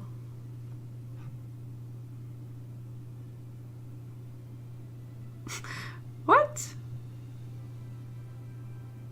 I've never heard of that show, but I guess it's definitely a different take compared to like Love Live or whatever. But yeah, so they give every single girl her own like kind of merch line or supply line, I should say. And no one is buying it, evidently, because it's all just left on the shelves. It's all like gathering dust on the shelves, like just piles and piles and rows of like Lyrical Monasterio stuff that no one is buying. And I'm like, why do Busher keep churning this out? Like, no one is buying it. Love Live is just a Glee ripoff. Yeah, exactly. That's the tea. That's the real tea. They even stole, you know, shot position. Wait, what's it called? Like shot compositions and. Love Live stole shot compositions and like animation sequences and stuff from Glee, which is super funny to me. Or was it High School Musical? It was one or the other, I forget. It is meta relevant. Like some of the decks have been very, very good. Like the cat, they have a cat girl. God, there's a cat girl. I have forgotten about her, but there's a cat girl. She was like tier 0 for like 6 months or something.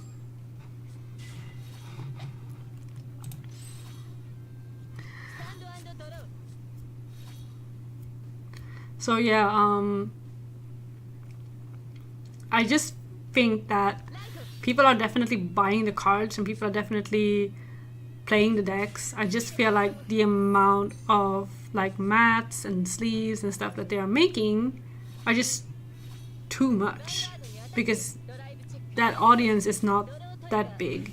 So I remember every time I went into like a shop to look at Vanguard mats, I had to literally like dig just to get past the Lyrical Monasterio layer. And even then I didn't know if there was going to be anything underneath, so I would spend just like 20 minutes, 25 minutes just getting absolutely exhausted just trying to find something that wasn't Lyrical Monasterio. And then when you do find something that isn't Lyrical Monasterio, it's super expensive. Like I found a like Chaos Breaker mat from like late G and it would cost like 10k yen or something.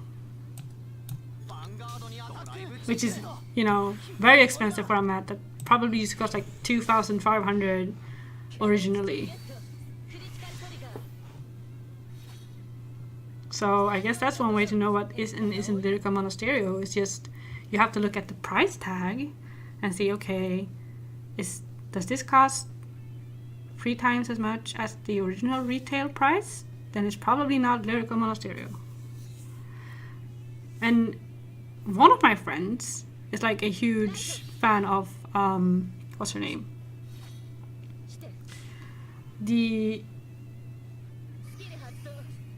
What's her name? God. Not the Neonectar girl, because she's not Neonectar anymore, but she's like like she's carrying on that torch, that tradition.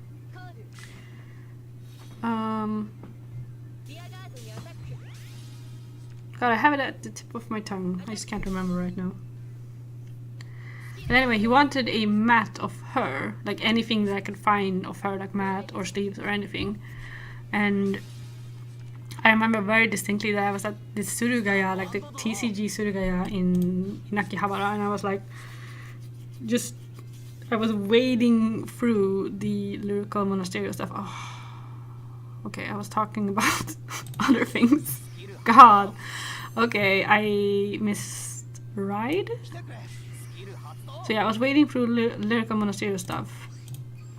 Yeah, Leonor, exactly. Some other name kept popping up into my mind, and I was like, it's not her, it's someone else. So I was wading through the Lyrical Monasterio stuff, and I found a mat of her, like at the very, very, very bottom. Still in like the packaging and everything. And I remember I had to look at the label and stuff super hard because I couldn't believe that I had actually found something that wasn't Lyrical Monasterio, you know. And her color scheme is like, it's like pink and green. And a lot of the lyrical cards have like pink color schemes. And when the mats are like, they're rolled up and they're in the packaging. So there's only like a tiny label that shows the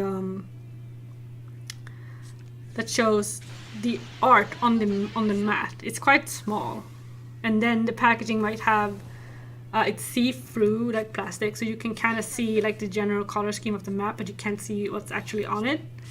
So I stood there for ages and I was like, is it really her? You know?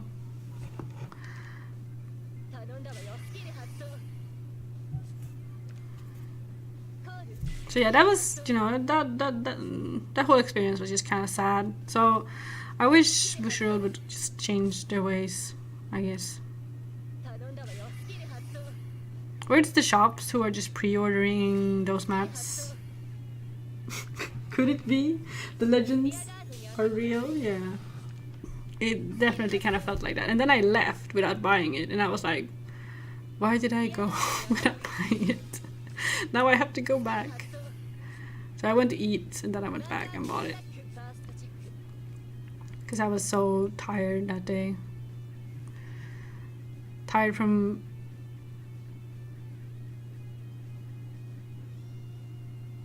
I bought it. I did buy it. But he hadn't told me, because he was like, buy anything Leonore that you can find. But I wanted to like, so at the moment I just kind of hesitated because it was a bit more expensive, you know? So I just kind of left. And then after I left, I was like, I should get that. He can definitely afford it. So I went back and I bought it. So I went to eat and then I went back. Because I don't have like any, I wanted to like text him and ask, do you want this mat? And I did, and he replied. And I didn't have any like service at the store. So I had to go to like, I went to like a waffle place. I say waffle place, but they didn't serve any waffles anymore. So yeah, I did buy it, and he does own it. I don't know if I've seen him use it, now that I think about it. Maybe it's still unopened. Treasured dearly. Okay, my opponent has lost their connection. It's 0-4. Is this like a Giza thing, or is... No? It's just Oracle.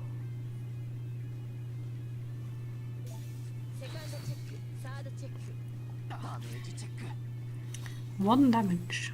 How am I winning this? When I misdried and have been kind of just like goofing all over the place.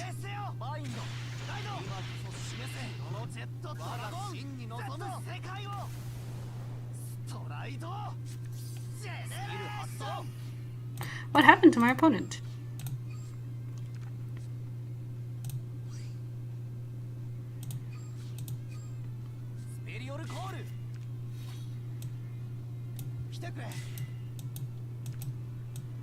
I feel like my mouse is so loud. Could just be my imagination. Wait. No. That was... I shouldn't have boosted. I don't know why I boosted.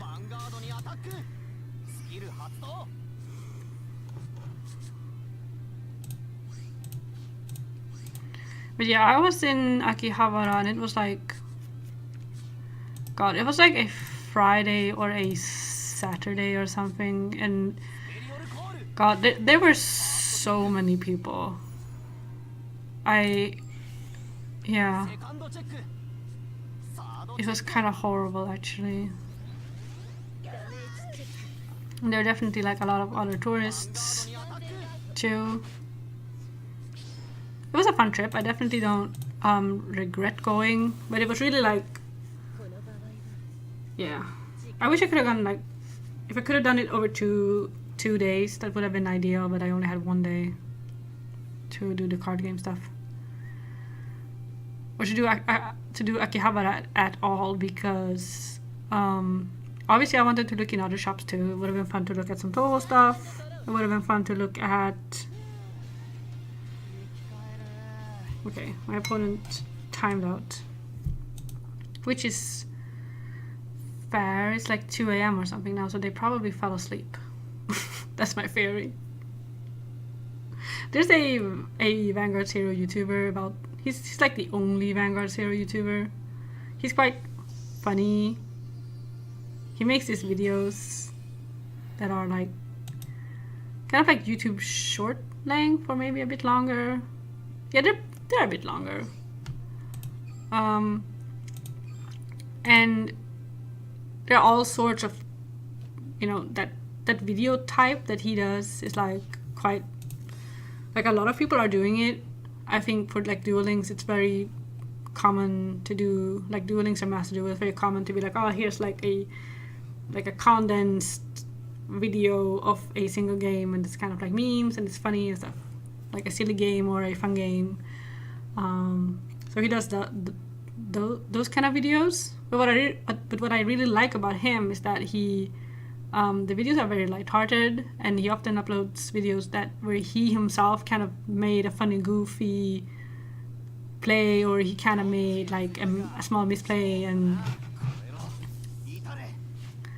so it's not just like those kind of videos where it's like, oh, dunking on noobs or look at this loser, or, you know, it's not very mean-spirited at all. It's very lighthearted, which I enjoy, because some of those kind of videos are a bit too like hostile or kind of competitive. Yu-Gi-Oh! MD is only about memes because no one has fun playing anymore. Oh, that's sad. But yeah, I can imagine there are lots of Yu-Gi-Oh! Videos that are also like, they're just like funny. They're not they're not meant to be mean or like super competitive, but, you know, I'm sure you know exactly what I'm talking about. But that's not the kind of video that he does at all. And I know he has one video where he is the one who falls asleep. So, okay, that was... Okay, I've already made a major misplay, okay. And he's the one who falls asleep, and he's just like kind of narrating.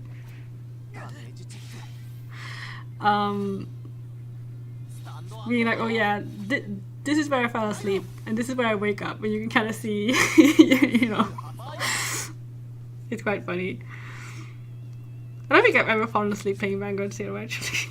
But I'm the kind of person who, I don't fall asleep very easily doing things. I really have to like be in bed and under the covers and in a dark room to sleep, so. Yeah. He has a lot of funny videos. And yeah, I totally understand if you have to get something to eat, that's fine. I totally understand. It is 8 p.m. Oh yeah. Falling asleep while playing Final Fantasy XIV sounds kind of rough. I know you play... I would be especially concerned if I was playing a healer and I fell asleep in a game like Final Fantasy XIV.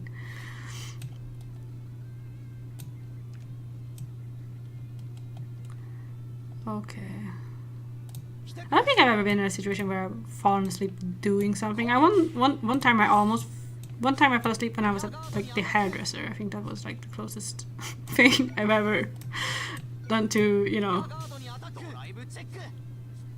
But that was just one time, and I immediately woke up. I slept for like a millisecond. Yeah, while healing and while tanking. I guess tanking might work. As long as you're standing in the right spot. I don't know.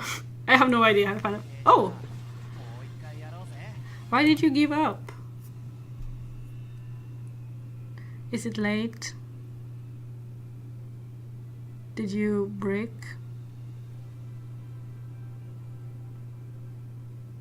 That's... okay.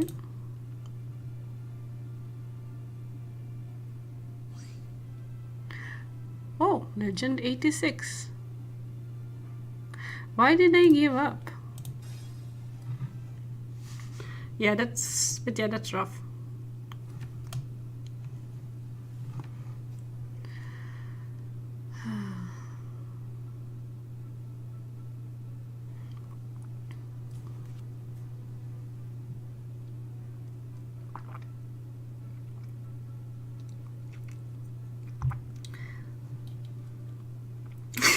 Yeah, you can micro sleep on and off.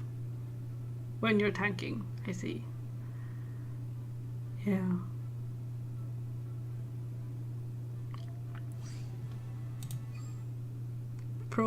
Gamer strats. Yeah, that's how you get your sleep in. You know, when you're gaming, you just have to find those like 1 minute, 2 minute gaps and get some sleep. We cannot find an opponent. It might be getting a bit too late. Yeah, it's 3 a.m. Jesus Christ.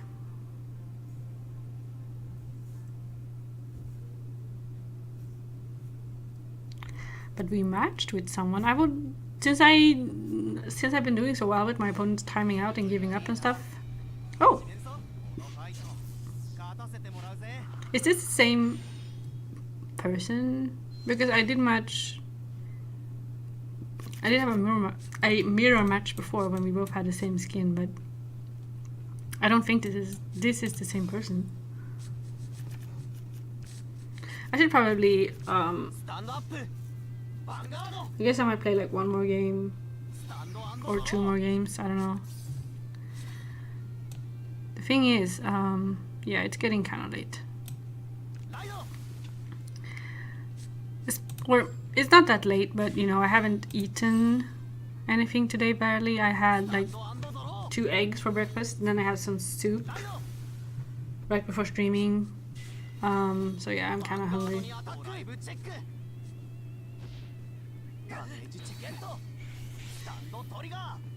Yeah, I can imagine it's kind of rough, but I have no idea how that stuff works. Like, if you leave, then can someone else tag in, or like, I have no idea. Okay, what do we do? Okay, I feel like I've gotten so paranoid about bricking that I'm making the kind of plays that I otherwise would not make at all.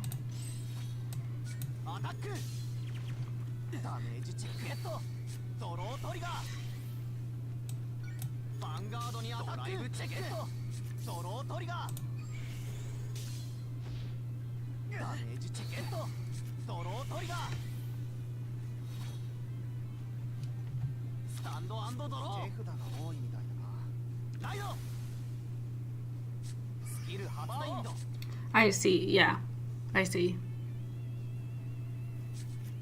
Why is it that so many online games struggle to find healers and tanks? Because I feel like, yeah, I guess people just want to do damage and not have to think very hard when they play.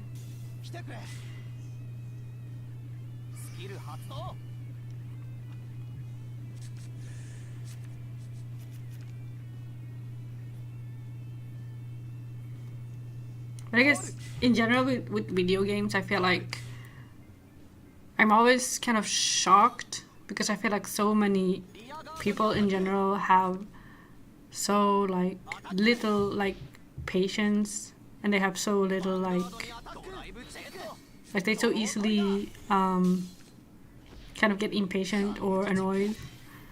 Whereas I like games that are a bit more slow paced. I don't mind them, at the very least.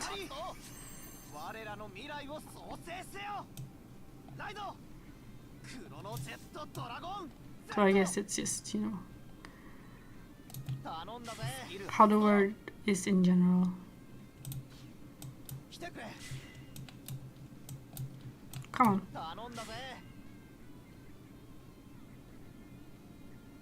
Yeah, that's true. People don't want to be like responsible, and I can definitely understand that, because I think a lot of people struggle more in those kind of situations, because it's hard to have fun maybe if you feel like you're constantly scared that other people are going to get mad at you. Because some, you know, some communities are quite competitive.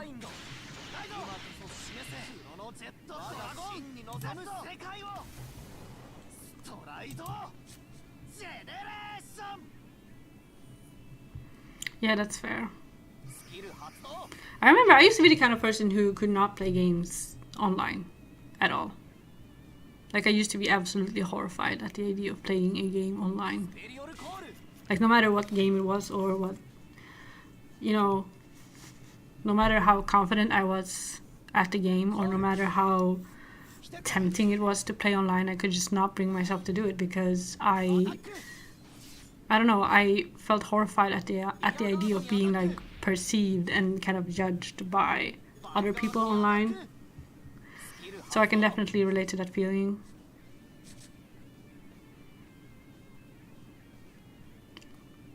I think the first game I actually started playing online was Duel Links. So before I started playing Duel Links online, I had not played any games online whatsoever. Except for like, I remember there was a Zelda game on the DS that had an online function. I think it was, I forget if it should have been Phantom Hourglass. Because Spirit Tracks came out way later, and I don't think it was Spirit Tracks. But it was either of those two. That game actually had an online function, and I actually did use it. Not like a lot, but for a while. I remember, like for a few weeks, I was like playing it occasionally. I was playing like the online co-op in that game. And it was very fun. I do not remember anything about it almost. I don't remember what the gameplay was like, really. But it was fun.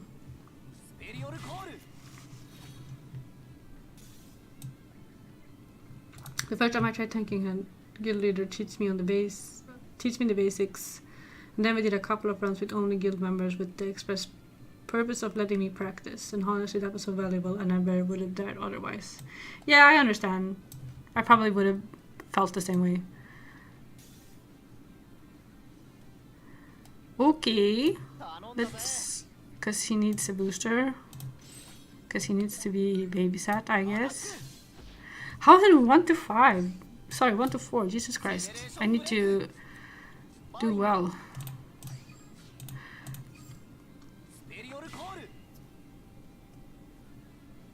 Yeah, generally we are more like, of course it depends on what personality type you are. But yeah, some of us definitely are the type to get like super worried. And then in the end, you know, it's just all in our head mostly. But yeah. I played like that Phantom Hourglass online thing. But other than that, I think it was Duel Links that kind of forced me to really get out of like that comfort zone and actually play kind of a more like competitive game. Because I remember the Zelda game wasn't, it might have been like PvP, but it was more like a kind of a puzzle kind of PvP thing, I think. Like you were, yeah, I don't remember. I just remember that I thought it was really fun. Hence why I played it more than a few times. But yeah, but Duel Links was really like my maiden voyage of online games. And I think at the time it was really just because I didn't have a lot going on in my life at the time at all.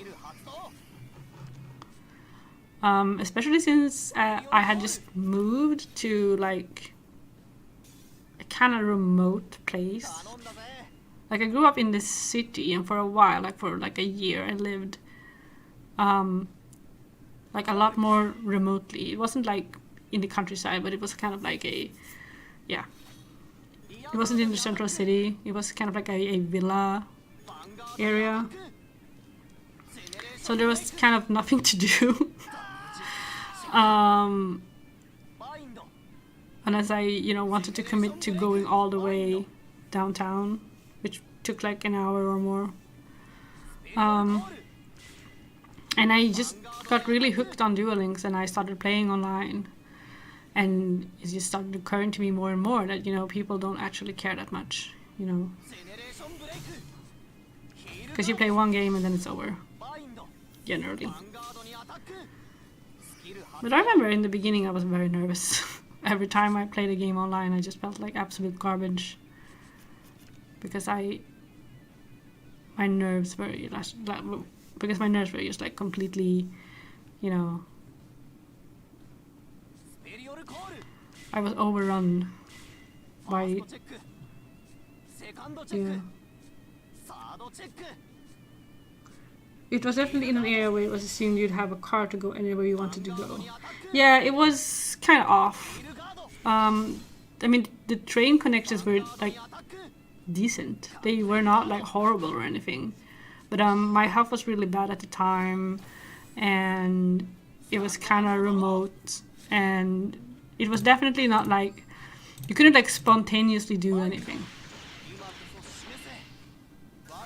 So yeah, it wasn't super far or super cumbersome, but that's like, yeah,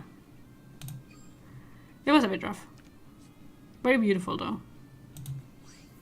I still remember when the cause God, what are they called in English? Like the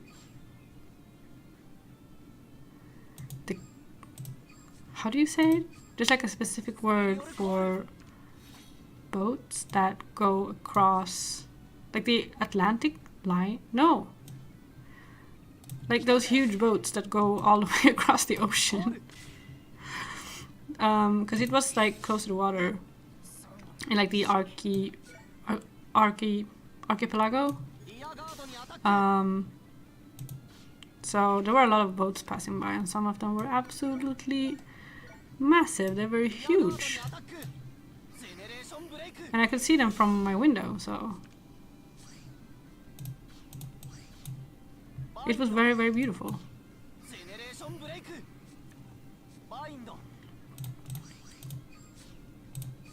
But yeah, that winter was very cold too.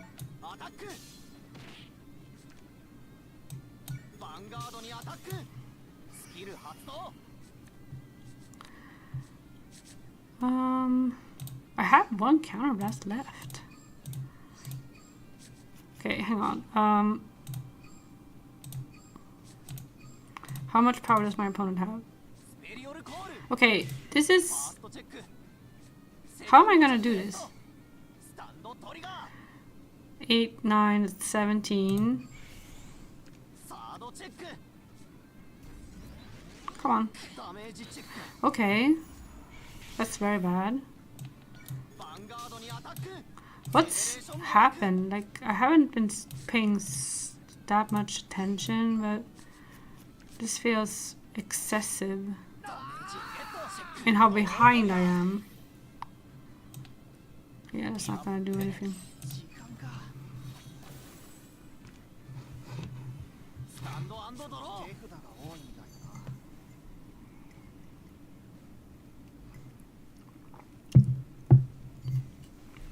But yeah, I also think it was like the first time where I was super into a game that had like an online feature, because previously I'd pretty much only played single player games like my whole childhood.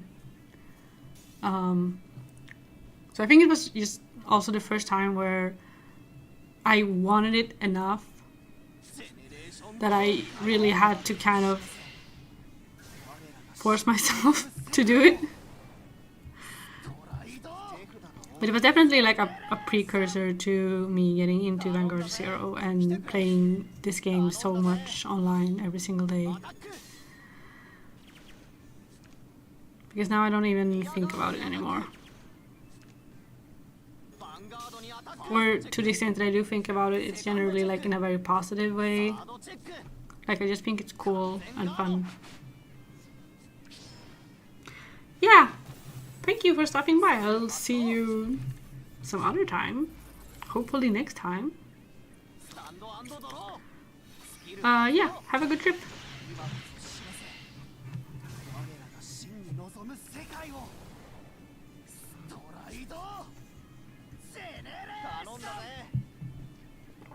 Yeah, I feel the same way. Or like, I feel like basically if the trajectory of my life had been just a teeny bit different, I definitely would not be streaming right now. Absolutely not. So it's like a accumulation of many different of many different circumstances, you know. Goodbye. I really hoped I would win there because I don't know if I would have climbed necessarily. Did I make like some major misplay at the beginning of the game that I just completely did not notice? I feel like it's getting late.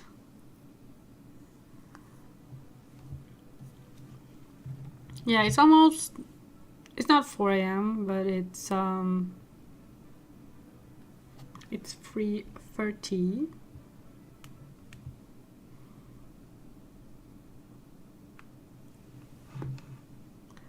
And we found someone.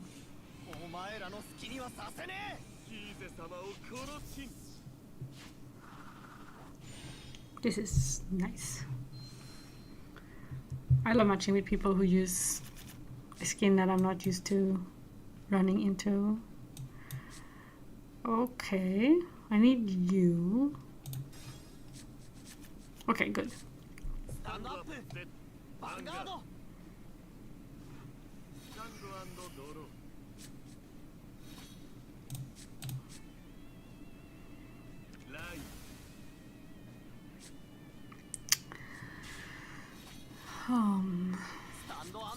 Is this the first Dark Irregulars player today? I think so. That's a bit unexpected.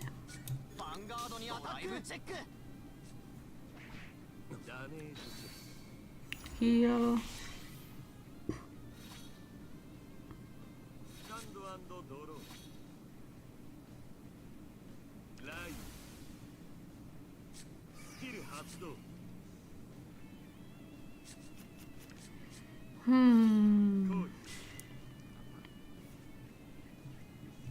No, there's a dude I forgot existed. Yeah.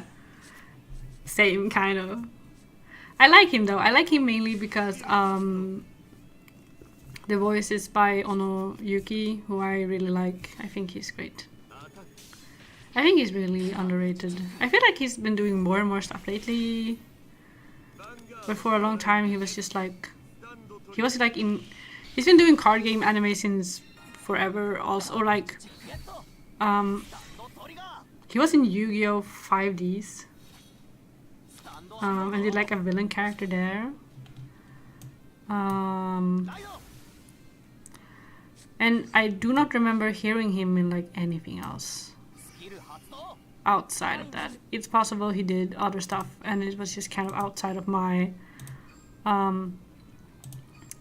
my kind of, how would you say, zone of interest. You know, some voice actors also, you know, they end up doing a lot of video games and not a lot of anime and things like that. But I just find it kind of find it quite funny that he was in Yu-Gi-Oh! 5Ds and now he was in Vanguard G, and he's also in Overdress. So yeah, he's very good, I think. He has such a range and he's such a good actor. And he seems super nice as a person. He seems super cuddly and funny and very nice.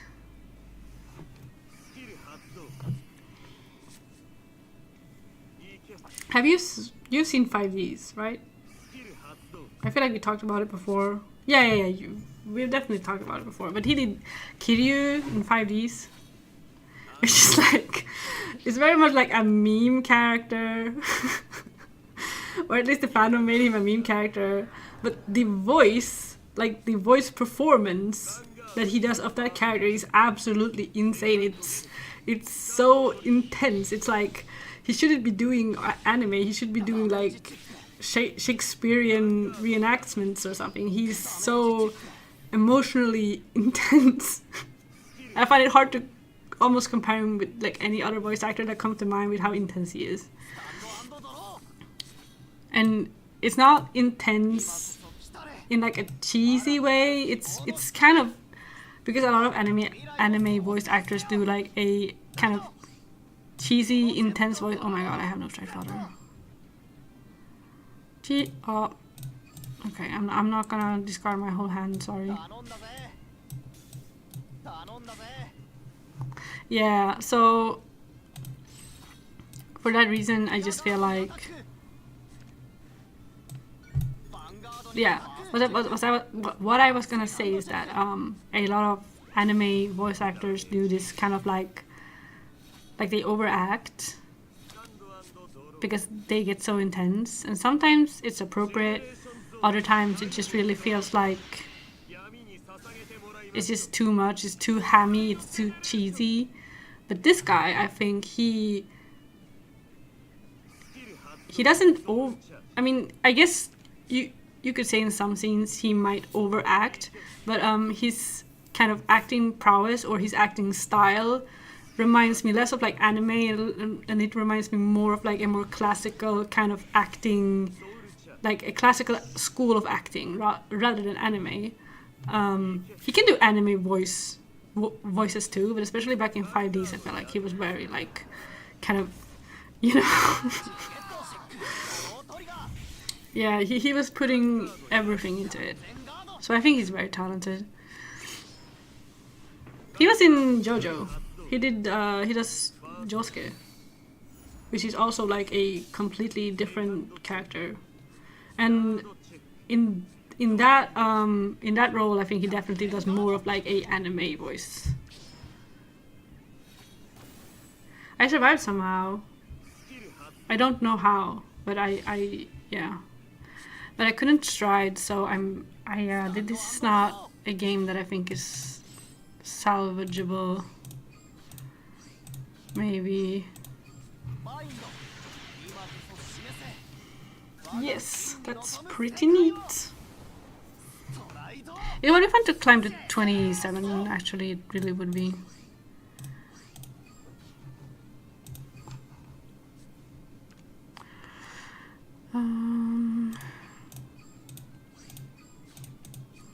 I should check what more stuff he's been in, just out of curiosity. Maybe sometime I'll check it out.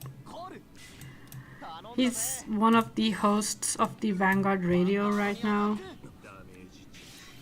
Yeah, he was. Yeah. He was in. Wait, Legend of the Galactic Heroes. That has to be the remake, right? Because they made a remake of Legend of the Galactic Heroes.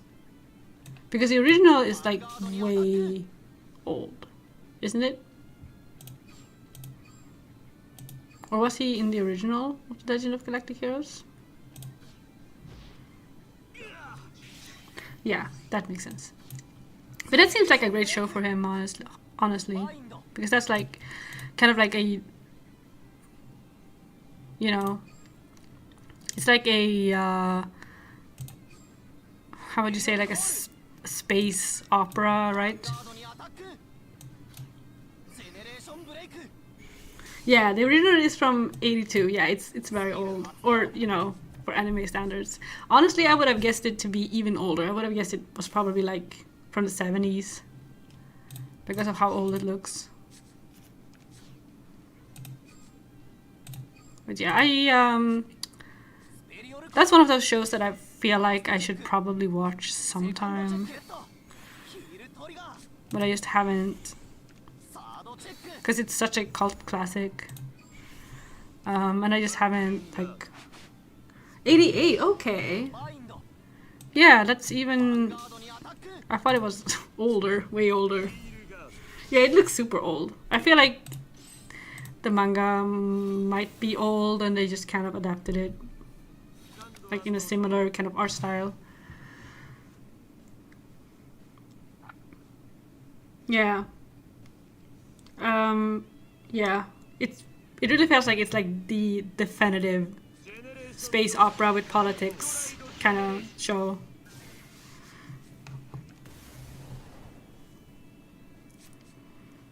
It just seems so like wacky, kind of like they're wearing, it's kind of like a mix of like 70s and 80s, but it's also like kind of like the anime idea of like a 1800 kind of style, I guess, because it's almost like a court, like a royal court drama, but it's in space, you know. I just remember it being one of those things that people would post so much about on like those kind of parts of the internet that I was on, where people will like Toho and people will like JoJo. People will also always talk about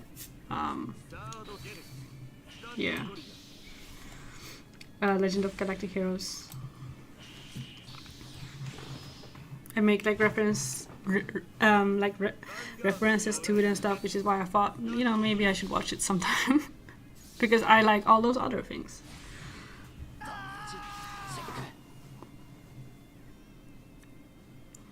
Okay, I lost again, which is not surprising in any way whatsoever. By the way, before I forget, because I keep thinking that I should talk about this, but I keep forgetting about it. But you know, I posted on my blog about the Vanguard Zero celebratory sake bottles. So they made these like alcohol. Yeah, so it's rice wine sake that they released with like Vanguard Zero labels and stuff to kind of, I don't know, like celebrate or commemorate the game. And I thought they were gonna be event only, but they did release. Now I saw for a few days ago, I saw that they made a post on Twitter about them going on sale online, where at the very least it was like a pre-order that was gonna go up. Like, I think it was like today, or it might have been yesterday. And I was like, oh, I gotta buy them, because I thought that could be a really fun thing to do. You know, if I can get them before the month ends, you know, I could have a stream where I drink the sake and kind of make that into like the theme of that stream. And first of all, I don't know what the YouTube policy is about drinking alcohol on stream. They might have rules about people not being allowed to do that. But anyway, my plan was still like thwarted by the fact that I did some Googling. And apparently it's illegal in my country not to import alcohol from outside the EU. You can do that. Like if I went to Japan and bought the bottles there and then brought them home in my suitcase, that would probably be okay. But it's illegal to purchase alcohol online from outside the EU. So even if I bought them and they got sent to my country, they would be like confiscated and probably destroyed. So that's not really an option, sadly. I can't buy them. Even if I wanted to, I couldn't. So that was like the sad news. One of the many sad news this week. Yeah, I was kind of surprised that it was illegal. I thought that maybe it would just be very difficult. Like I would have to fill a ton of forms or pay extra taxes and like jump through all these hoops to get them. So I thought maybe it would not be worth it. Maybe I wouldn't be able to get them on time before the server shuts down. So I thought probably it's not gonna work, but I wanted to look it up just to be sure. And then it said like, yeah, it's illegal. I cannot purchase alcohol online. I guess what I could do is if I found some middle man who's in the EU, who has like maybe in Germany, or I feel like Germany, because Germany came up so much when I was Googling, because all of every single website was like Google kept autofill in Germany. So apparently people are importing a lot of alcohol from Germany, which makes sense because they produce a lot of alcohol. And they also have like probably like much better prices than we do because of the lack of because we have like a alcohol monopoly. So alcohol can be, I mean, I guess it can be more expensive, but it can also be cheaper.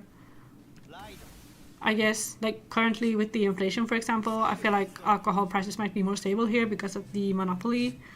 But overall it's probably more expensive. So people are probably importing a lot from Germany since they're such a huge producer of beer, especially. But yeah, maybe I could find like a middleman in Germany who could send me the bottles.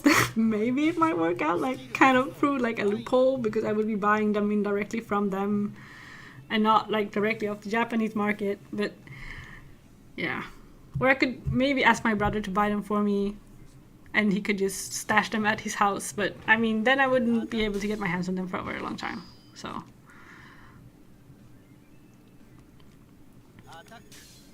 yeah, it's kind of sad. I mean, it's in a way I'm kind of relieved because yeah, I don't know what I would do. Like once the novelty of it kind of wears off, I would be like, okay, why do I have these bottles in my house?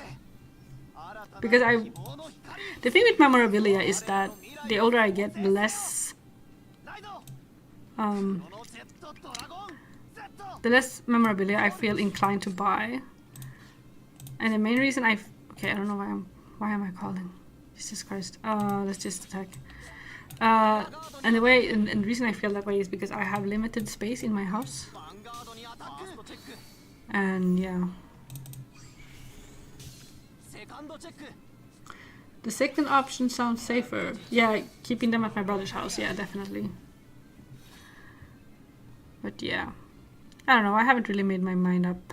I'm probably just gonna pass, I think. Because it's a fun meme thing, but I mean, maybe if the design of the bottles had like unique art on them, maybe I'd be more inclined, but yeah. They don't look very big, actually.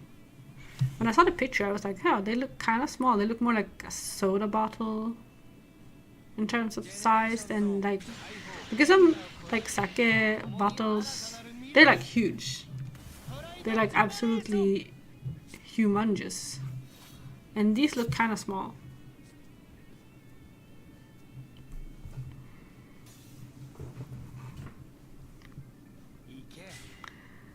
It's 0 to 3.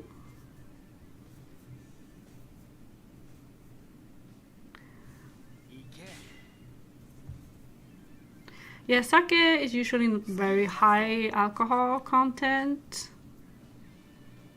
It's like, it's usually like wine, or maybe even less alcohol than some wines, I think. Obviously it depends because there are many different types, but generally sake is not super high alcohol content, which is probably why people buy big bottles.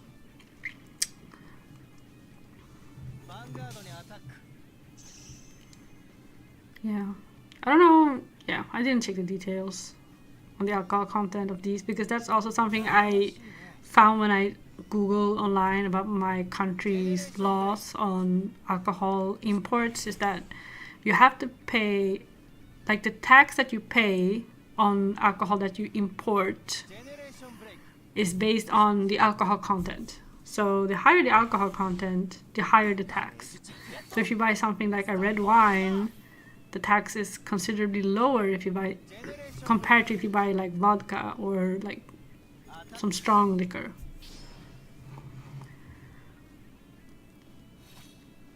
Which makes sense, I guess, because it's the alcohol content that kind of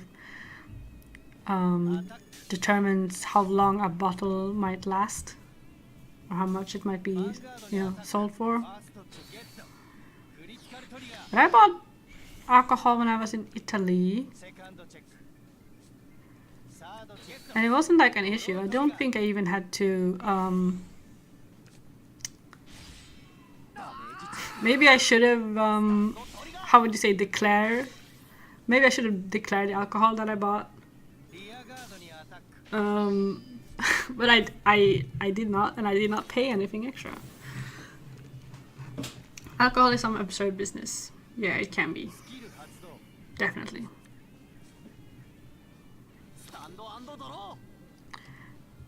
What's in the drop zone? I guess I can discard this and just use it as a stride cost. Okay, let's try and do damage.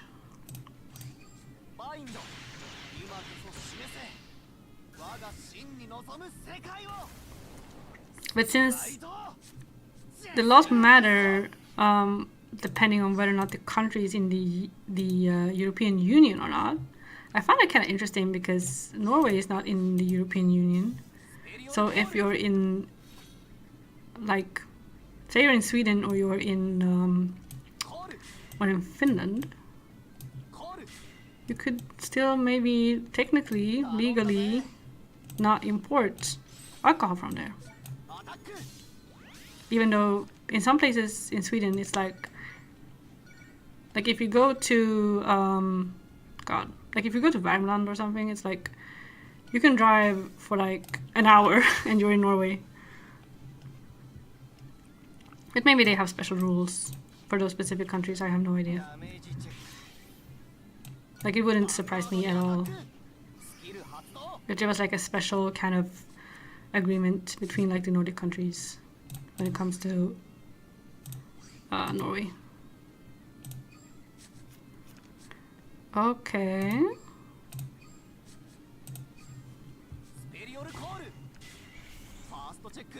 Can I get a strength trigger? No? No?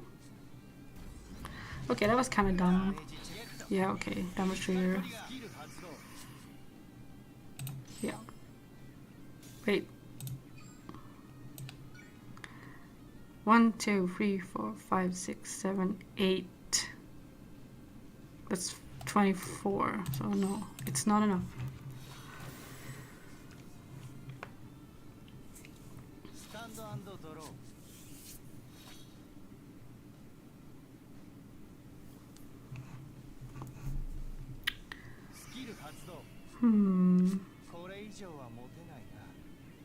I guess because the alcohol monopoly here has a system where you can order alcohol through them. So you can go to their website and you can send them like a questionnaire and be like, oh, I want to order this specific brand. It costs this much, yada yada. So I guess I could go on there and see if I can order the Vanguard Zero bottles through the questionnaire. I don't know if they do that with all. Like, it might just be denied. Like, they're just like, no, we don't recognize this maker or this website, so no. But I guess I could try. So then they could order it for me, and then they make sure that everything is like legal, and buy the books, and then I will probably have to pay a lot extra. Like, the taxes would probably be added to like the product price and stuff. But I could have a look. Or it's just not gonna be possible. But I know I've looked into like, because in the past when I wanted like a specific kind of liquor or something for like a recipe, I have done like, I went into I have gone onto their website. I never actually ordered anything, but I thought about it.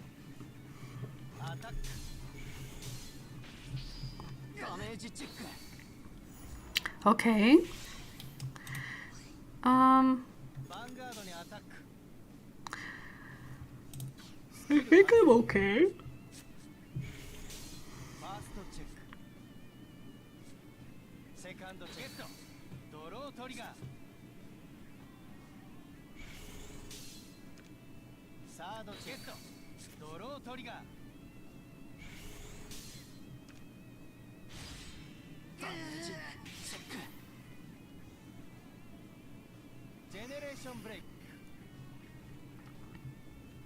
I feel like I should have died there, I don't know. I guess I'm not the only one who has like a bad day sometimes. Is one enough? Yeah. This is kind of silly, maybe?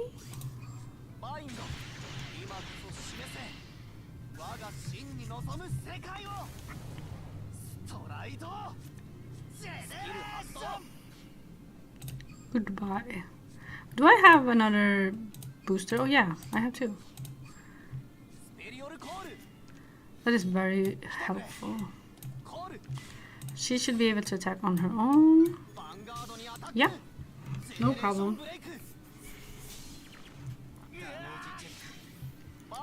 And this should also be fine. I guess the real question is if I wanna wait, let's activate that. No, it's not enough to make a difference. Right. Guess we'll add you to the hand. Not that in this case it doesn't really matter, I guess. My opponent only has 5 cards left in their deck. Oh, this is kind of annoying, unfortunate. You know, I'm gonna do this actually. Because he can attack on his own, and these two can call a new column.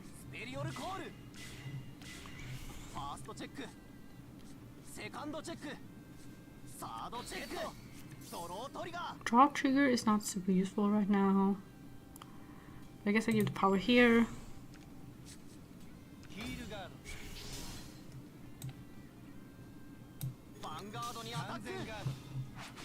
Yes.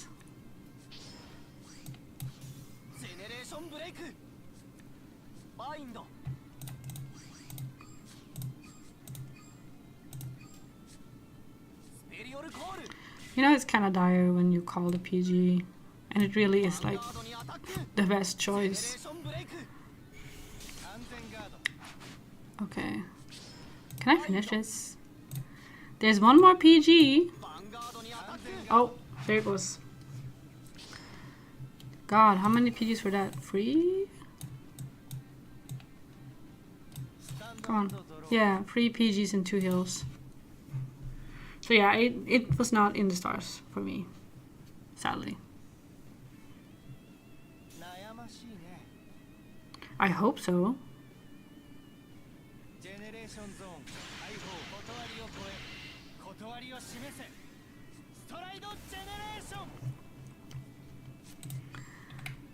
Yeah, I'm very dead.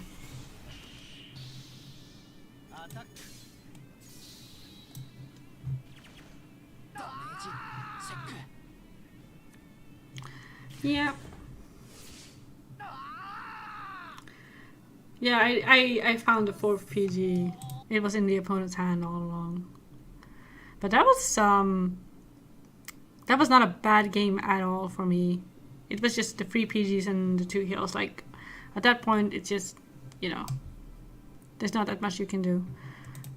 Maybe if I hit like one more like Metal Party Dragon, or if I'd gotten like a stun trigger, you know, that would have been enough to make a difference. And when you lose those games, I always feel like, you know, I can't be mad about it. Because it was, you know, it was so close. But, you know, yeah. Oh, I'm surprised we're still like matching with people.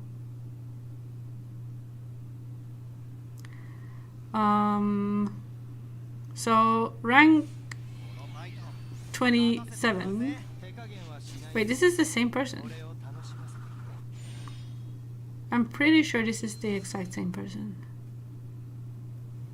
Is this the same person?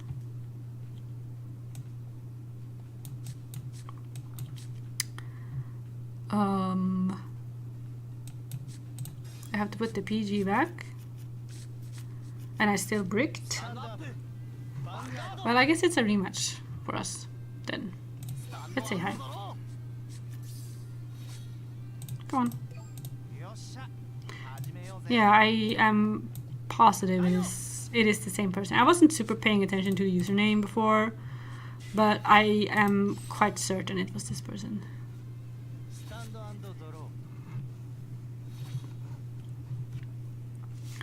Because, yeah.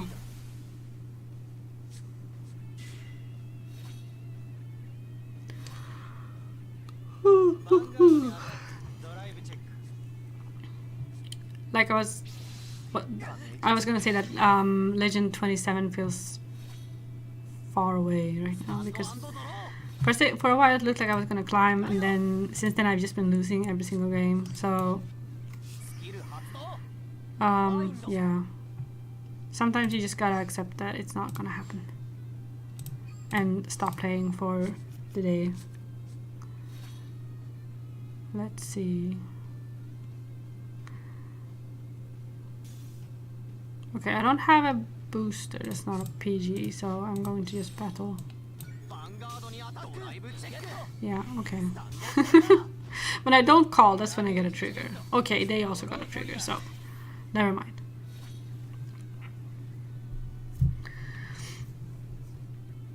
Because sometimes you just get like these loose streaks and there's not that much you can do. Especially when you're in a situation like this and you match with the same person and it's the exact same matchup, and it's just like, if they are better than you or if their deck is just better than yours, then I mean, yeah, it can be really like disheartening to just get beat up over and over again.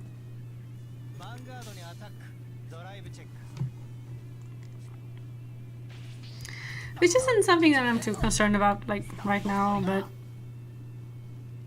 in the past definitely. I remember some sessions that you would have that I would have playing online. I would sometimes just get so like, I would just 100% get like caught up in like a long lose streak, and I couldn't end it no matter what I did. And in those scenarios, it's usually best to just put the game down and go to bed. Because if you lose 20 times, then you know you're gonna keep losing.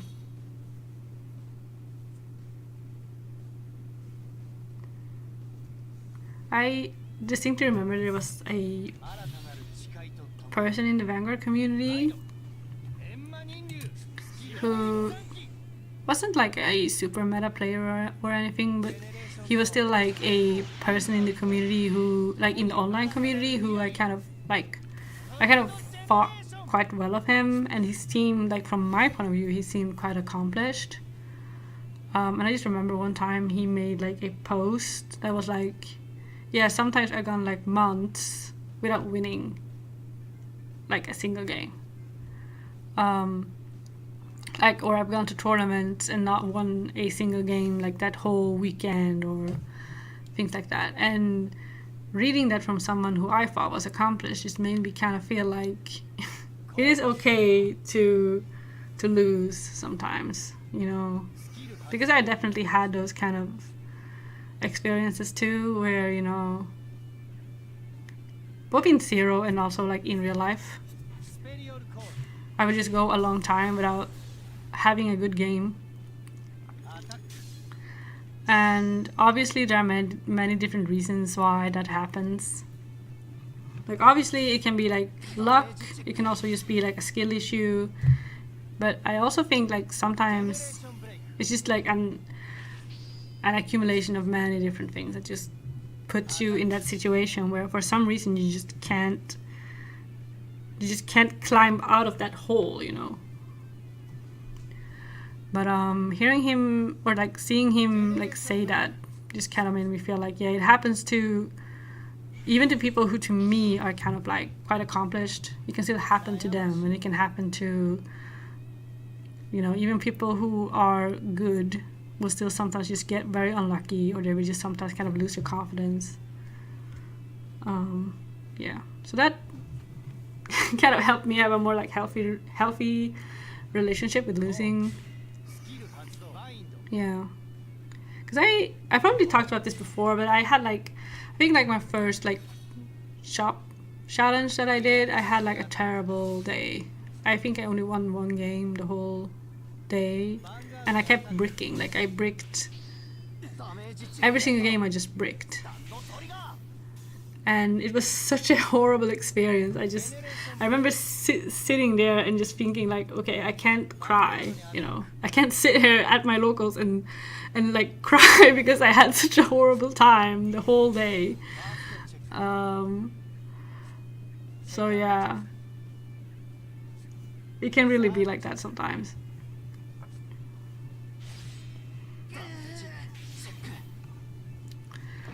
But you just gotta pick yourself up and try again.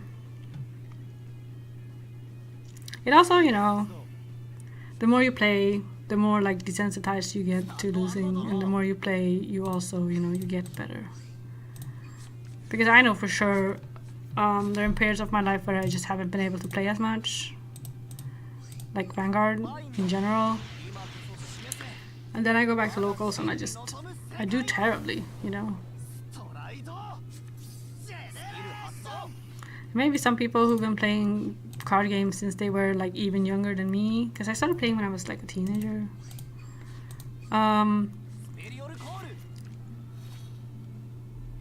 Like not even like my mid-teens, it was like my late teens, I think. So maybe for people who've been playing since they were like kids, maybe they have a completely different, like, maybe their brain chemistry is just it's just been, you know, specialized to play card games, and mine hasn't, you know.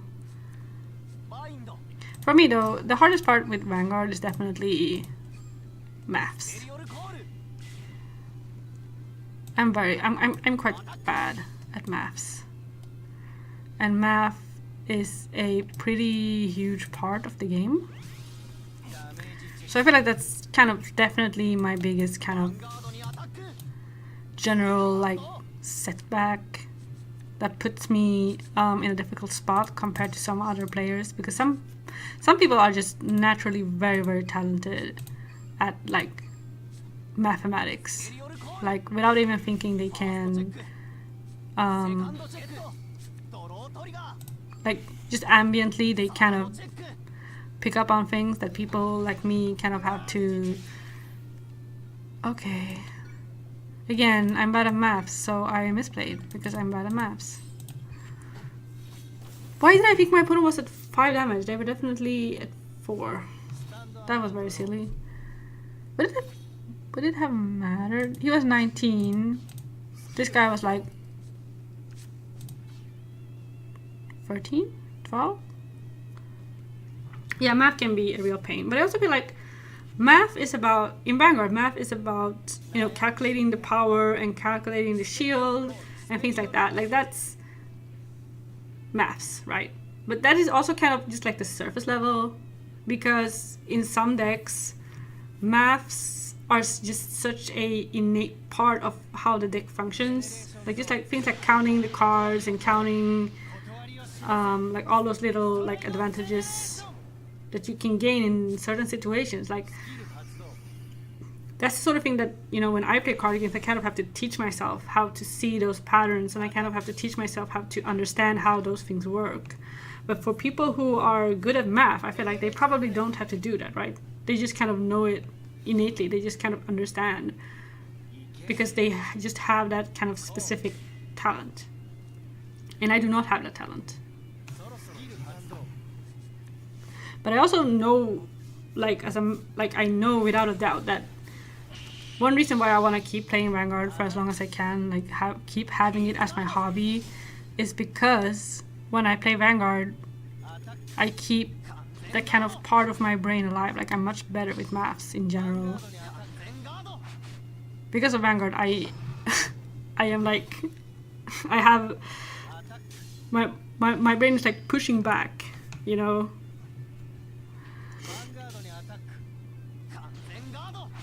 Okay, let's see if I can get a heal trigger. I have 3 heal triggers.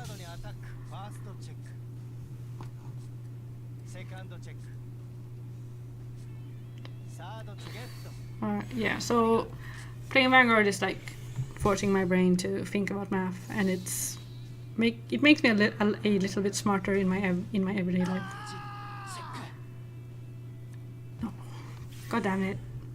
That would have been perfect. If I'd healed there, it would have just, you know, it would have been my turn and I could have just, you know, won. Instead of losing, I could have won the game. Yeah. Look, I used to be like over here before. Now I'm all the way back here. It's 9 p.m. I've been going for 4.5 hours. This is kind of starting to get ridiculous. It was because I was chasing the high of Legend 27. But it's definitely not gonna happen tonight, I think.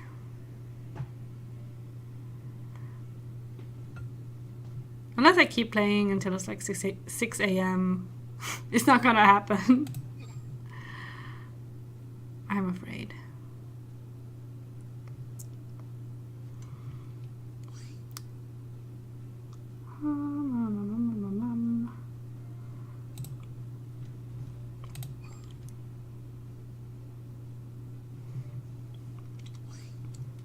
Rest is important, and also eating is important. Because all I've had today, I had like 2 eggs when I said this before, so I'm repeating myself, but I had like 2 eggs when I woke up, and I had soup for lunch. And since then, I haven't eaten anything, and now it's 9 p.m. Normally, I eat a lot better than that, but I was just so caught up in everything that I couldn't find the time to eat. But yeah. I guess I'm curious to see. Okay, this guy is too low. I guess I'm curious to see what my win, like how many wins I have. Oh, I have. So I used to be 1,000. I used to have 1,000 wins with Gear Chronicle, and now I have 21 more than before, which is honestly a bit less than I expected. But yeah. It is going up, which is positive. So yeah. I don't know what I'm gonna stream next. I don't think I have anything. I'm busy on what? Let's see. I'm busy on Thursday. No, sorry, Tuesday. I'm busy on Tuesday and I'm busy tomorrow. So maybe I'll stream on Monday or on Wednesday. It kind of depends. Right now, I don't know exactly what next week is gonna look like. I might have some plans come in. I might do another like midnight stream from midnight onward because it's quite fun to do that and play early in the morning instead of late at night.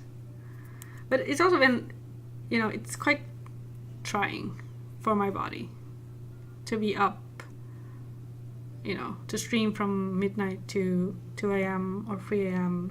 I'm completely like destroyed the next day because I'm not 18 years old anymore. So that's like